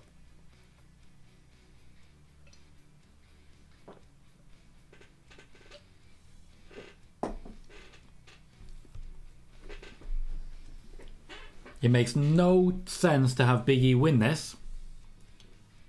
I'm still waiting to see Kevin Owens and Seth Rollins. KJ says Bobby needs help, send the Hurt Business. Where are the Hurt Business? I mean, it's a fair shout. Here they are. He attacks Bobby Lashley. Silly. Oh no, it's not silly. Fair. No, it was no disqualification. I forgot about that briefly. It is no DQ. MVP getting kicked as well. Very delicately by Kevin Owens. Megan says, okay then, who do we think will go in the Hall of Fame first, Brock or Cena? John Cena is very close to being Hall of Fame ready. His name has come up this year. I don't think he'll go in this year, but his name has come up this year.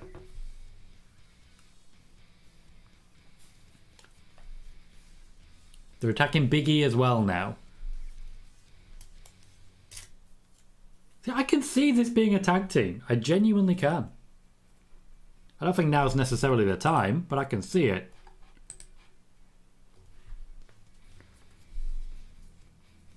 Lashley having a bit of a comeback, but don't call it a comeback.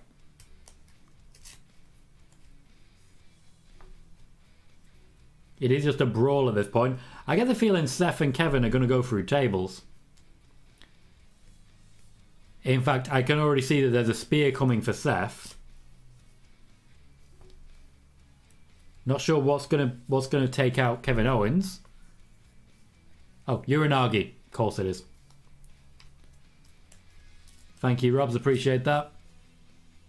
It is a spear for Seth. Bobby Lashley's put himself out there. If Big E can get in nice and quick.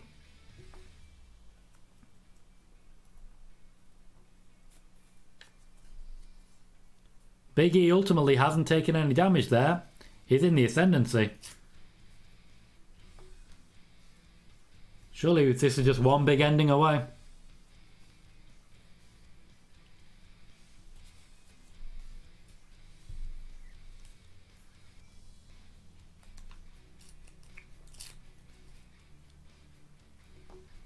Oh, of course, MVP. I forgot about MVP. That's on me.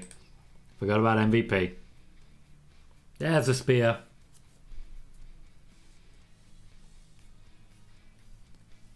No Byron. Like this. And that is how we keep Bobby Lashley heel. That's how we keep him heel. Sean says, here's some trivia. Who's the only male wrestler to have the record for being a Royal Rumble runner-up? We actually spoke about this earlier, Sean. It's Roman Reigns. We actually covered this earlier when we were talking about Final Fours. Go says, who is the least likely to ever be inducted in the Hall of Fame excluding Vince? Vince. Russo. Or the most time? If it's the most time, it'll be Chris Jericho, surely. Yeah, Roman is a perfect runner-up for a Royal Rumble. He's absolutely perfect. Because if he exists, you're always going to cheer the other guy. Kervin, welcome, mate. Says, I'm going to be honest, Big E's WWE Championship run has been disappointing. I don't feel Big E has got great opponents lined up. I think he's treading water a little bit. He's already feuded with Bobby Lashley considerably. And he's just sort of, every week, he's just bashing against Big E and Seth Rollins. But he's not really had that much conclusive moments. And he's not being used particularly well, I don't think. I won't blame him for that. But I do feel they need to up the game. Go says, I'm in between Vince Russo, Dave Meltzer, and he who shall not be named.